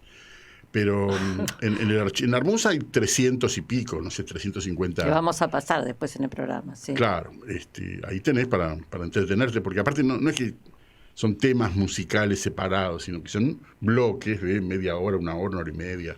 Uh-huh. Conciertos o documentales o programas o cosas así, compactas, en donde no es lo habitual en YouTube. En YouTube se fracciona todo porque la gente quiere monetizar y eso. Nosotros no monetizamos. Y recién me decías que a partir de las privatizaciones se perdieron un montón de archivos, ¿no? Sí, fuera de cámara. No, pero bueno. Sí, te decía esto. Bueno, se perdió el patrimonio audiovisual argentino, lo que no son algunos videos, son es decir, la privatización. Tengo que estudiar un poquito más el tema de la nomenclatura exacta, porque yo digo privatizado, privado, ¿no? ¿Cómo es la televisión esta que está licenciada, su explotación, ¿no?, por el Estado? En el caso de los canales de aire, hasta el 2025, faltan 2 años, ¿no? 3, ¿no? 3. Dentro de 3 años, después de la última prórroga que les dio Néstor Kirchner, cuando recién asumió, por eso lo trataron bien. Bueno, ahí llega esa licencia que se supone que ha privatizado los canales, pero bueno, a partir de que se termina la licencia, se debería o se podría desprivatizar. ¿Y en esas licencias no se previó mantener los archivos? No había una línea sobre el patrimonio. No había política de Estado para eso. No, se ve que a los funcionarios de Menem se les olvidó el tema. Y vos habías estado en el programa de Badía, ¿cuántos años? Yo estuve del 84 al 87, exactamente. En que era canal estatal en ese momento. Sí, Canal 13, intervenido por el Estado desde el 74 hasta el 89. Bueno, ahí empieza un poco. Yo empecé a trabajar en el noticiero de Canal 13 en el 80. Entonces ahí hice mis primeras producciones en el noticiero. Siendo compaginador, proponía hacer notas de música. Como nadie se ocupaba de eso, menos en el 80. Entonces de golpe venía Hermeto Pascual, Gismonti y Nana Vasconcelos, y yo me iba con un Auricón 16 milímetros, a hacer una nota con una modelo que me mandaban y a quien tenía que darle las preguntas para que haga. Pero ese es el primer documento que tengo en el archivo Armusa, es un fílmico de Auricón. Y en la época que estaba en el mano estatal, antes que se privatizara, ¿los archivos también se preservaban o no? Ahí se guardaban las cosas. Se guardaban. Las películas se guardaban, había archivo fílmico. Ajá. Pero después después vino, ¿viste? El videocassette, después vino el color, después, ¿viste? Como hay varios procesos, y en los canales el soporte anterior, ¿viste? El que quedaba atrás, no se valorizaba, no había una persona con esa inteligencia, con esa cabeza de patrimonial. Aún cuando estaba en el Estado. Sí, lo mismo, ahí se borraba. Cuando era estatal se borraban los programas regularmente. Para reutilizar. Los cassettes. Sí. Fíjate vos, ¿no? Porque cuando uno ve la evolución económica del costo del archivo, cada vez más bajo. Fíjate la contradicción. Por supuesto. O sea, es cada vez más fácil mantener el archivo y vos te dedicás a destruirlo. Claro. No, pero además soportes. Además estaba el prejuicio. O sea, la televisión siempre fue una carrera por la high quality, ¿no? Por cómo mejora la calidad de la imagen. Y ya si la calidad anterior, viste, no interesa. Es desechable. Claro. Ese fue el pensamiento. No importaba el contenido, o sea, la imagen. No importaba. No, ni el tipo de... Así fue. Sí. Contenido. Oíme, yo he ido estando en el noticiero, a buscar cosas al archivo fílmico. No sé si te acordás de una película de Spielberg, una de las de Harrison Ford, famosísimas, ¿no? Bueno, el Alzheimer avanza. Estas que de un archivo gigantesco donde se guardaban el arca perdida. Entonces eran como galpones gigantescos llenos. Bueno, esta sí era más o menos la impresión que yo tenía en los archivos fílmicos de Canal 13. Latas y latas y latas. Era una cosa inmensa. ¿Cómo encontrar algo? Y yo fui a buscar el Cordobazo. Y entonces, bueno, por el año 67, empecé a buscar hasta que encontré latas incluso sin rotular. Bueno, pero yo fui el responsable de rescatar el Cordobazo. Y lo mostramos en el programa. Me acuerdo ¿Ese que estaba Villarroel hablando? Exactamente. El famoso que está Villarroel así. Sergio y Andrés Percivale. Claro. A ese lo rescaté yo. Vos. Bueno. Permíteme. Gracias. Eso fue en el primer año de la democracia, porque antes no se buscaban esas cosas, no se sacaban. Pero en Badía y Compañía, en el 84, me fui a buscar el Cordobazo. Y saqué las latas y bueno, enseguida se me vino el humo cuando se enteró Sergio Villarroel. Se vino corriendo al noticiero, ¿qué? Le dijeron, hay alguien revisándola. Y no es porque hubiera hecho nada malo, pero no sabía que había. Claro, a ver qué. A ver, mostrame, quiero ver, no, antes que salga, quiero ver. Vio todo bien, aprobado, autorizado. Eran corridas, eran todas las tomas crudas, ¿no? Muy lindo. El medio se parapetaba atrás de un kiosco, ¿no? El cordobés, sí. Con un kiosco diario, algo así. Con el tonito cordobés y Andrés Percivale, que lo habían mandado de acá, con su estilo un poco más dulce. Pero bueno, era un material increíble. Eso está rescatado. Ahora, todo ese monstruoso galpón lleno de películas incunables, podríamos decir, se tiró todo a la basura. Había un tipo que se llamaba Di Chiara, Roberto Di Chiara, que lo habían contratado, y finalmente lo contrataron ya en la gestión, lo habían contratado en la época estatal, y después lo contrató Clarín, para que se ocupe de todas esas cosas, de esos rollitos, ¿no? Y el tipo, yo le pregunté al hijo, porque el tipo después murió, le digo, ¿de dónde sacó tu papá todo eso que tiene ahora y que lo ofrece cobrando mucha plata? Se lo vendió el canal. El canal le vendió el patrimonio estatal. O sea, Clarín vendió el patrimonio a un privado que usufructó. Bueno, interesante. Bueno, no sé si se lo vendió, si se lo regaló, pero el tipo estuvo contratado mirando las películas, en el noticiero trabajando. Entonces le decían, buscame, viste, el alunizaje de los primeros. Y entonces el tipo sacaba la película y se haría una copia, no sé cómo, ¿viste? Pero el asunto es que todo ese material desapareció. No, pero hubo un incendio, hubo una inundación. Sí, hay explicaciones meteorológicas y de todo tipo. Pero el asunto es que no existe más. Y claro, era fílmico. ¿A quién le interesa un fílmico blanco y negro? Bueno, ahí estaba todo lo que te puedas imaginar desde que empezó la televisión.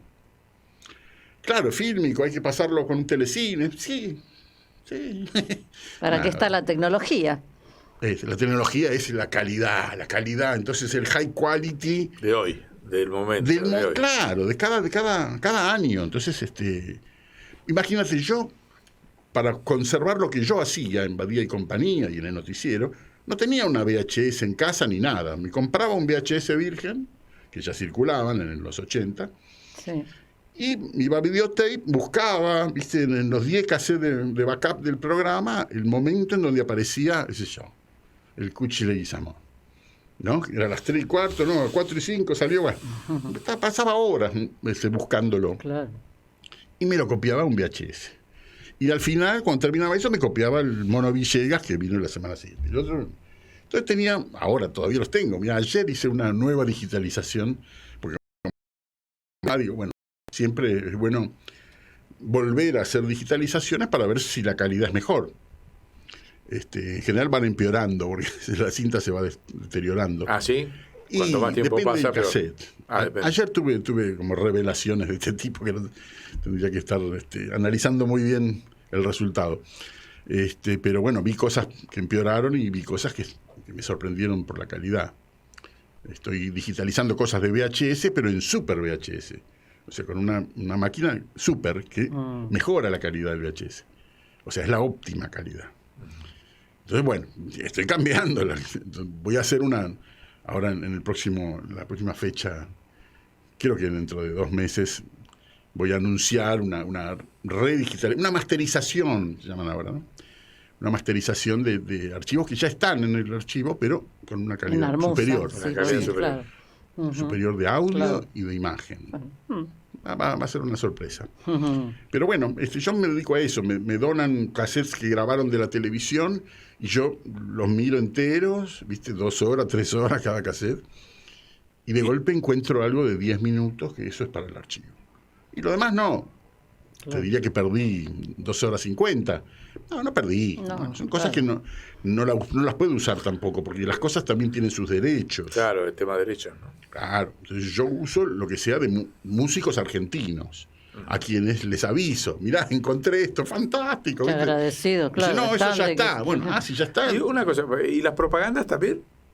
No, eso no. No, la publicidad. Porque suelen no. tener... A mí no me interesa, no me ocupo de eso. Hay gente, Pero hay gente que se sí. ocupa. Sí. Hay gente que tiene archivo de las propagandas, Sí, pero las sí, propagandas exactamente. tienen una dimensión musical y bueno, también... Sí, de jingles, sí. No, hay gente que se ocupa de la gráfica y del audiovisual, de los En sonoros. forma privada tienen archivos. Sí, eso sí. Hay un muchacho que se llama Finkelman, ¿me acuerdo? Ajá. Que está en Facebook y que vive en Estados Unidos. Y que trabajó en Canal 13. Entonces, desde Estados Unidos, está monitoreando todo lo que pasa en Facebook. Y cuando yo subo algo, inmediatamente lo ve y me dice, te lo voy a mejorar un poquito. Entonces, se lo copia, se lo baja, lo masteriza. Pero ahora estoy masterizando yo, pues he aprendido un poco más a manejar los recursos que tengo, ¿no? O sea que hay mucha gente que tiene archivos privados. No hay mucha gente. Ah, ¿no? No. Bueno, YouTube, podríamos decir que es una gran bolsa de gatos donde hay de todo. Sí, hay mucha gente que tiene archivos, que tiene canales en YouTube, que graba de la televisión y que sube, que clona, ese es el problema mayor, es que YouTube pasa a ser un cementerio de materiales clonados, entonces tampoco sirve de mucho. ¿A qué te referís? Explica qué es clonado. Que bajan un video y lo suben a su canal, entonces ya se duplica. Y cuando es algo popular se multiplica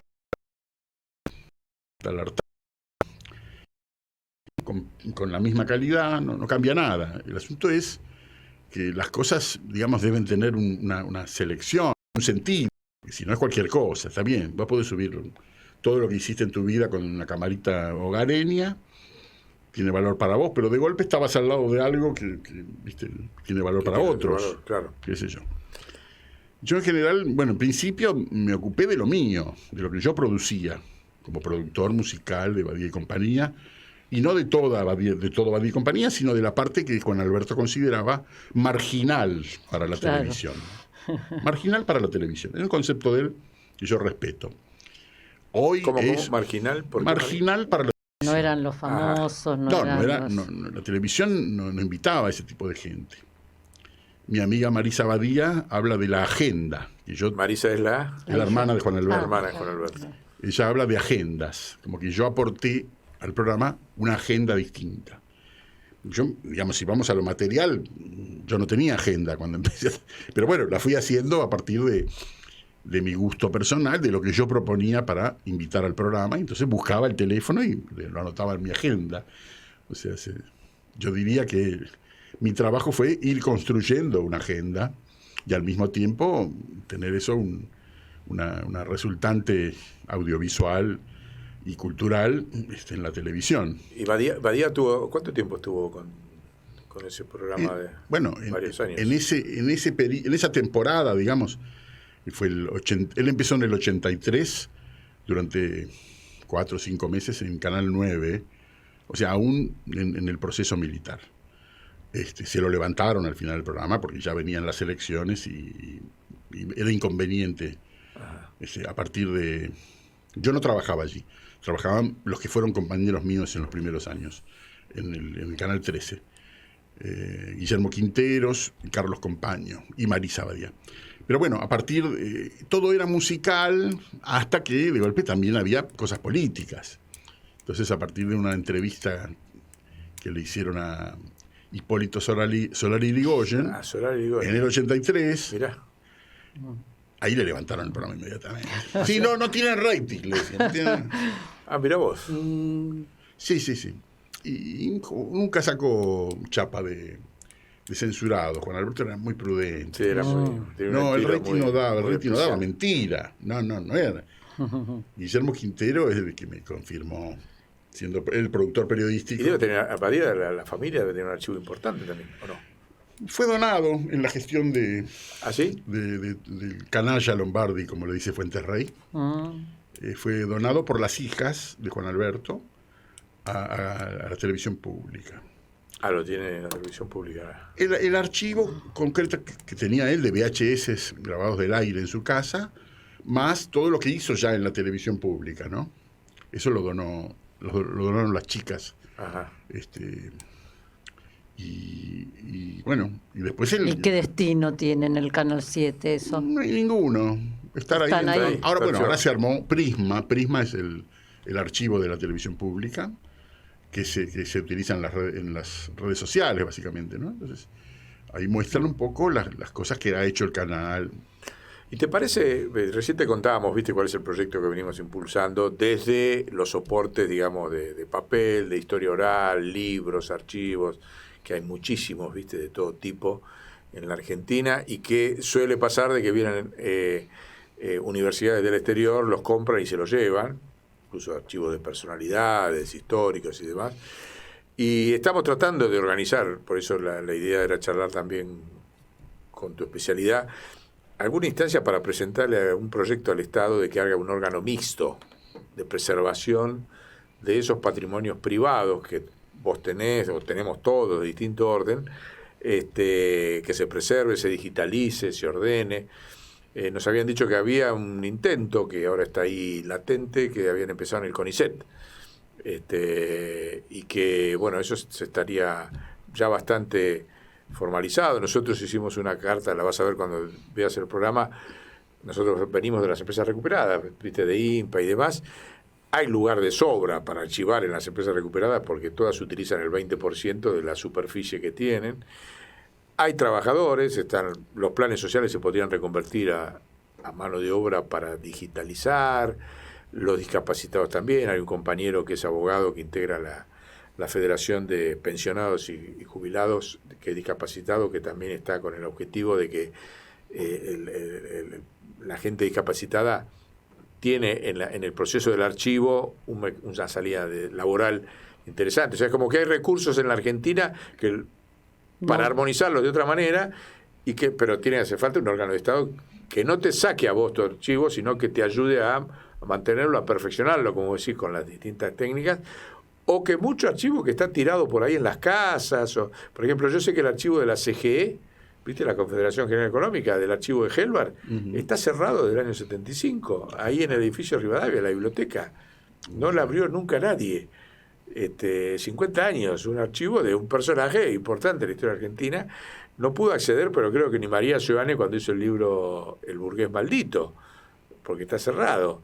Bueno, no podemos tener esas cosas. Entonces la idea es ver si convencemos a Guado de Pedro, que como es el responsable del Archivo General de la Nación, y tiene una historia con la memoria personal que no puede soslayar, a ver si se anima a hacer un proyecto de crear un ente que tenga un poder de policía para que las cosas no se vayan al exterior, incluso para recuperar, porque hay muchos archivos que están en el exterior, pero hoy se pueden digitalizar y que estén acá disponibles también para los estudiantes, los investigadores de la Argentina, el CONICET y demás. Sí, pues además y la idea era hacerlo audiovisual también. Arrancó por el papel, por los libros, gente que, viste, tiene bibliotecas muy grandes, se muere y la gente no sabe dónde ponerlo, no le interesa, viste. Bueno, por ahí empezó esa idea, ¿no? Sí, así que te invitamos, si querés, a que lo tengas en el radar de... Pero cómo no, me parece interesante, y yo me sumo a todos los proyectos que estén destinados al fracaso. Así que contá conmigo. Contá conmigo porque, digamos, Guado es una persona honorable, por supuesto, pero los gobiernos, el anterior, el que viene, están interesados en lo que el mercado manda. Y esto es lo que el mercado desprecia. Es verdad, vamos contra el mercado. Por eso. Entonces tendríamos que pensar en, no sé si en Suiza a lo mejor se interesan un poco. O no sé. Podríamos buscar, bueno, viste, hay en Uruguay si vuelve el Frente Amplio, por ahí, guarda. Pero es también en revalorizar de todo lo que ya surgió, se creó, recrearlo. Sin duda. Pero con estos parte de la identidad nacional. Con los funcionarios que tenemos de la cultura, llámense Tristán, llámense, no sé, Tellerman. Sí. Si esos son los funcionarios, estamos perdiendo el tiempo. Así que bueno, yo me sumo a perder el tiempo con ustedes también. Perfecto. Entonces ya lo he hecho toda mi vida. Vamos. No, y a que la conciencia nacional incluya también todo lo que es. Está bien, pero él dice que no confía en que el Estado. Música, vamos a apostarle. Las industrias culturales. Visual, claro. Sí. Lo importante acá son las industrias culturales. Y acá no hay una industria. Claro. Acá hay una suma de desechos que no le interesan al mercado, ni le interesan, por lo tanto, a los medios masivos. Al mercado y al Estado, porque al Estado le tendría que interesar independientemente del mercado. En otros países pero hay, el Estado, ¿no? ¿Qué experiencia conocés? Está bueno. Está entregado al mercado. Porque como son incultos, básicamente, los políticos, todos sordos, digamos, bueno, la incultura en el aspecto musical es ya dramática. Ponele que yo alguna vez hice una investigación para una nota en una revista, y les preguntaba a los referentes de la cultura en los distintos partidos, a Jorge Cosia en el peronismo, a Tellerman en no sé qué, en el oportunismo. Depende de qué año. El oportunismo, digamos, variopinto. A Alicia Argumedo, entrevistaba a Jorge Altamira, a Juan Carlos Junio, ¿a quién más? Bueno, y algunos me decían, no, bueno, guarda la cultura, no son incultos. En materia política, algunos son muy cultos, pero eso no quiere decir que sean cultos en el aspecto cultural de la sociedad, ¿no? La cultura política. En la cultura política ellos investigan, se preparan, ¿no? Y tratan de ser. Pero lo demás no les interesa. La cultura, lo que entendemos por cultura, no tiene una representación política. Entonces aparecen los Tellerman, que son los locuaces, claro, ¿no? Seductores. Entonces y lo ve, Ditela lo ve y dice, ay, qué bonito, que venía a ser mi jefe de prensa. Y después Menem lo agarra y dice, vos tenés que ser mi embajador en la UNESCO. Y Tellerman cae así. Ojo, yo hablo de él como si lo conociera porque lo conozco. Y yo fui el responsable de llevarlo a la televisión. Él debuta en Badía y Compañía. ¿Ah, sí? Gracias a mí. Sí. Y ahora nunca me lo bolilla. Cada tanto voy y le digo, bueno, ahora ya no, y ahora lo desprecio públicamente y no le pido nada. Pero hasta el gobierno anterior, o sea, hasta que estuvo con Scioli, yo me reunía con él y le proponía cosas. Y él siempre me decía que sí, por supuesto. Pero no. Pero a nosotros nos pasó también ahora que estaba en el Teatro San Martín. En el Colón estaba. Claro, ahora está en el Colón, sí. Cuando estaban en San Martín también le pedimos reuniones.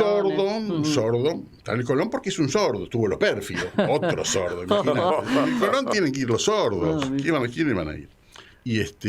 Pero básicamente es un oportunista, un tipo que es capaz de cualquier cosa. ¿Viste? Entonces, sí, tipo que es el vocero de Scioli, de la campaña, y antes de que asuma el que ganó, ya se pasó a las filas del enemigo, del adversario, entre comillas, ¿no? Sí. ¿Qué es eso? ¿Cómo se puede tolerar? No pasa nada, pero claro, porque es un tipo que, de cultura, la baja con la rodilla, la agarra con el empeine, es un fenómeno, Tellerman. Tuvo La Trastienda, ¿no fue un éxito La Trastienda? Sí. Sí, sí. Bueno, ¿qué hizo? Él tenía una oficina en la trastienda, yo lo he ido a visitar muchas veces. Él tercerizaba la programación, o sea, él no es responsable no de elegía lo que se programó en la trastienda, si fuera ese el mérito, digamos. Claro. Yo programé cosas en la trastienda también, del ciclo Experimenta. ¿Y hoy qué programarías, por ejemplo? ¿En dónde? No, así, una idea general. Sí, Mirá, lugar acá abajo, ¿Qué, hay un centro cultural. qué idea tendrías? Es que yo no estoy cerrado ni al mercado, por supuesto, ni a la música experimental. En donde durante una época sí programaba y me dedicaba a eso porque había que impulsarlo. Pero después ya volví atrás. A mí me interesa toda la buena música, de cualquier color estético. Así que me interesa el presente, me interesa ayudar a la gente que hace cosas y como está fuera del mercado no le dan bolilla, no tiene medios, no tiene recursos, no tiene apoyo, no hay nada, ¿viste? Difusión. Me interesa ese tipo de buena música. Iré a buscar eso, a lo desconocido, de calidad, que está esperando eso, que aparezca un Badía compañía, un medio que... No hubo, ¿no? Después de Badía no hubo... ¿Lalo mira un poco o no? Lalo es un locutor. Yo no he visto que Lalo jamás programe ni musicalice. Sus programas los musicalizaba Miguel Martínez, Miguelito, querido. Gente o sea que después de Juan no ves que otro haya tomado yo no digo eso tampoco. No.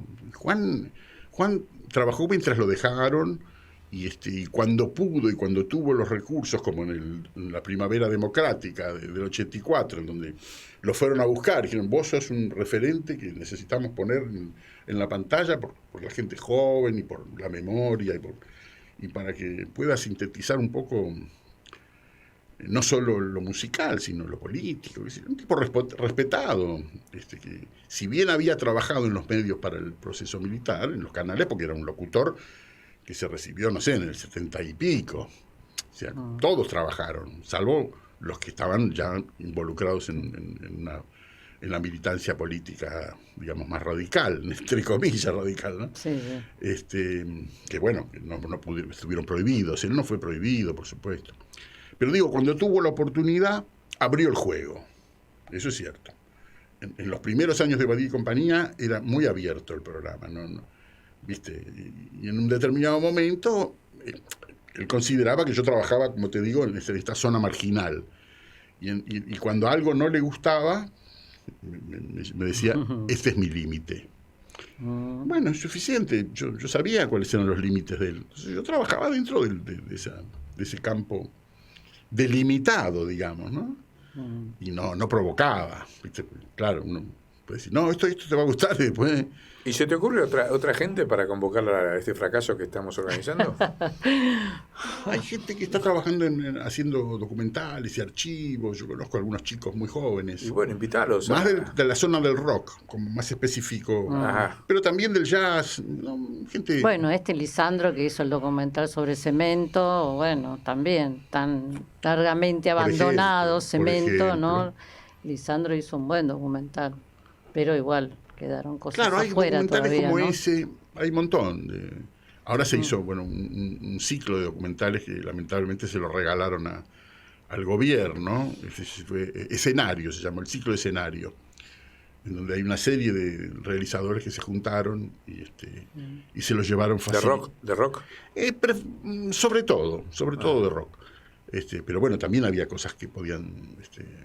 yo presenté el Cuchi Leguizamón, me lo rechazaron. Bueno, no importa, son accidentes. Tampoco dije, ojo, que yo soy el amigo de tal, no me dejen afuera. No, aceptando las reglas, me lo dejaron afuera. Pero ahí esos chicos hicieron un buen trabajo desde lo privado, pero como querían más difusión, fueron a golpear la puerta de Cultura, de Nación, y Cultura enseguida se los tragó. Y le empezaron a llenar el flyer de logos, que nunca recibieron un mango de nadie, pero se llenaron de logos. Y bueno, si vos aceptás eso, por supuesto que tuvo una multiplicación de difusión notable. Escenario. Sí, pero vivir, sostenerse de ese trabajo, ¿cuándo? No, ¿Alguna vez sucederá? Eso está perdido. Bueno, te invitamos a sumar a otra gente porque por ahí no fracasamos, ¿viste? Somos optimistas en esto. Vamos hacia el fracaso, pero vamos juntos, eso me parece bueno. Porque el problema es ir solo. Y creativamente también. No, solo no vamos. Tenemos varios ya, tenemos a Cito Lema. Un amigo. Bueno, Cito Lema se sumó. Y también está la hija de Pino Solanas. Mira. Qué bueno. Que presentó, viste, la película ahora que hizo Pino, la última. Sí. Con Pavlovsky y Felipe Noé. Y también se suma a esto, porque bueno, te imaginas el archivo. Claro. Bueno, pero la gente, la idea le cae simpática. Por supuesto. No garantiza, como decir, que no fracasemos. Pero somos muy cabeza dura. Mirá, yo tengo 64. Desde los 15 que venimos fracasando. Ya sí, conozco tus fracasos, los de tu hermano, conozco varios fracasos en común. Así que por supuesto que sí, que yo me sumo. Para ser adulto. Te agradezco mucho y te sumamos a la tribu. Ya te vamos a mandar ahí la carta que está en un borrador circulando. Hay cosas maravillosas como esta, por ejemplo. Hay un, que me lo contó Tarcus, me dice, hay un viejo peronista que tiene 82 años, que tiene 220.000 libros de colecciones infantiles. Es la colección más completa que hay. Qué lindo. Desde 100 años de libros infantiles en la Argentina. Dice, un día va a venir una universidad de afuera, se muere el viejo, agarran los herederos, la venden y se va para afuera. 220.000. ¿Quién tiene eso? Y como eso hay montones. Por ejemplo, otros, los clubes socialistas, que cerraron todos y los tiene todos concentrados.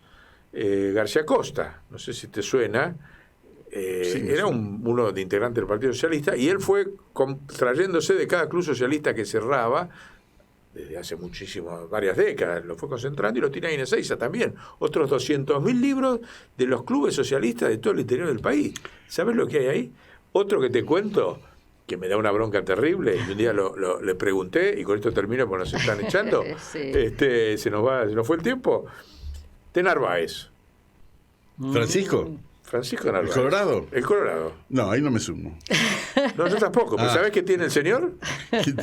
¿Qué tiene? Él le compró a Isabel Perón la biblioteca privada de Perón en el exilio en Madrid. Sí. O sea, vos imaginate todos los libros con las dedicatorias, todo el mundo le mandaba. Los del Brujo también, entonces. Y las tiene acá. Todo. Eso es, ¿te imaginas lo que puede haber? La biblioteca del Brujo. Entonces un día me lo crucé. Título interesante. Y lo paré y le digo, escúcheme, esa biblioteca, ¿y usted cómo sabe que la tengo? ¿La tiene o no la tiene? Sí, la tengo en casa. ¿Y no le parece que sería, por lo menos sería... Bueno, cuando la CGT se una, se la dono a la CGT, me contestó. Está bien. Claro, una forma elegante sigue teniéndola él. Sí, sabía que era un poco difícil. Así que bueno, seguimos con todo esto. Agradecemos. Y recién empezamos y si tenés gente, anda sumándola. Muchas gracias. Gracias a vos.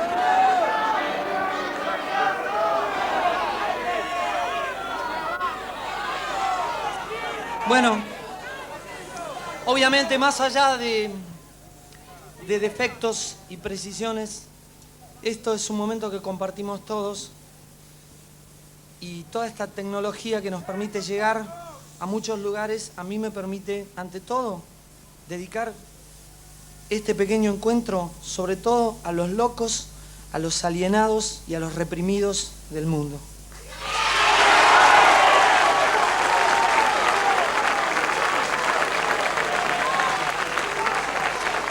Así es. Creo que todos, o casi todos diría, creo que tenemos una oportunidad para volver a ser una flor que brilla, a pesar de que nos podamos haber envilecido con actitudes realmente indignas.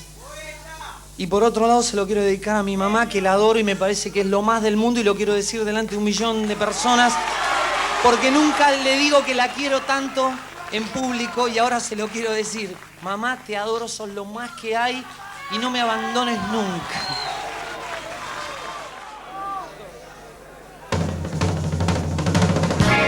Ahí va el Capitán Beto por el espacio, con su nave de fibra hecha en aero. Ayer colectivero, hoy amo entre los sábados en el aire. Ya lleva 15 años en su periplo. Su anillo es tan precario como su destino. Sin embargo, un anillo extraño ahuyenta sus peligros en el cosmos. Ahí va el Capitán Beto por el espacio. La foto de Carlitos sobre el comando y un banderín de River Plate y la triste estampida de un santo.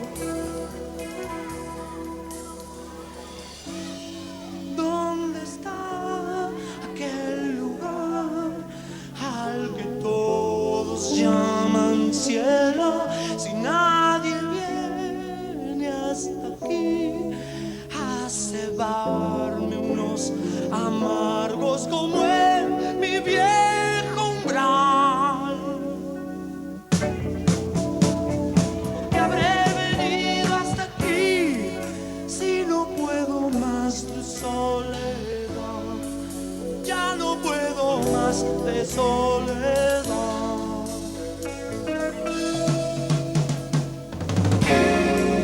Su anillo lo protege de los peligros, pero no lo protege contra la tristeza. Sin brújula y sin radio, jamás podrá volver a su tierra. Ahí va el Capitán Beto por el espacio, regando los malbones de su cabina, surcando la galaxia del hombre. Ahí va el Capitán Beto, el errante. ¿Dónde habrá una ciudad en la que alguien me silbe un tango?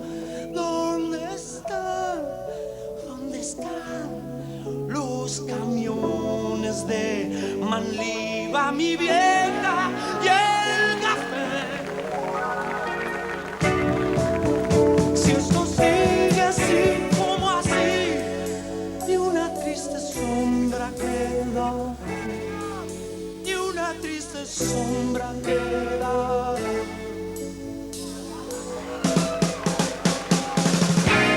Tardaron muchos años hasta encontrarlo.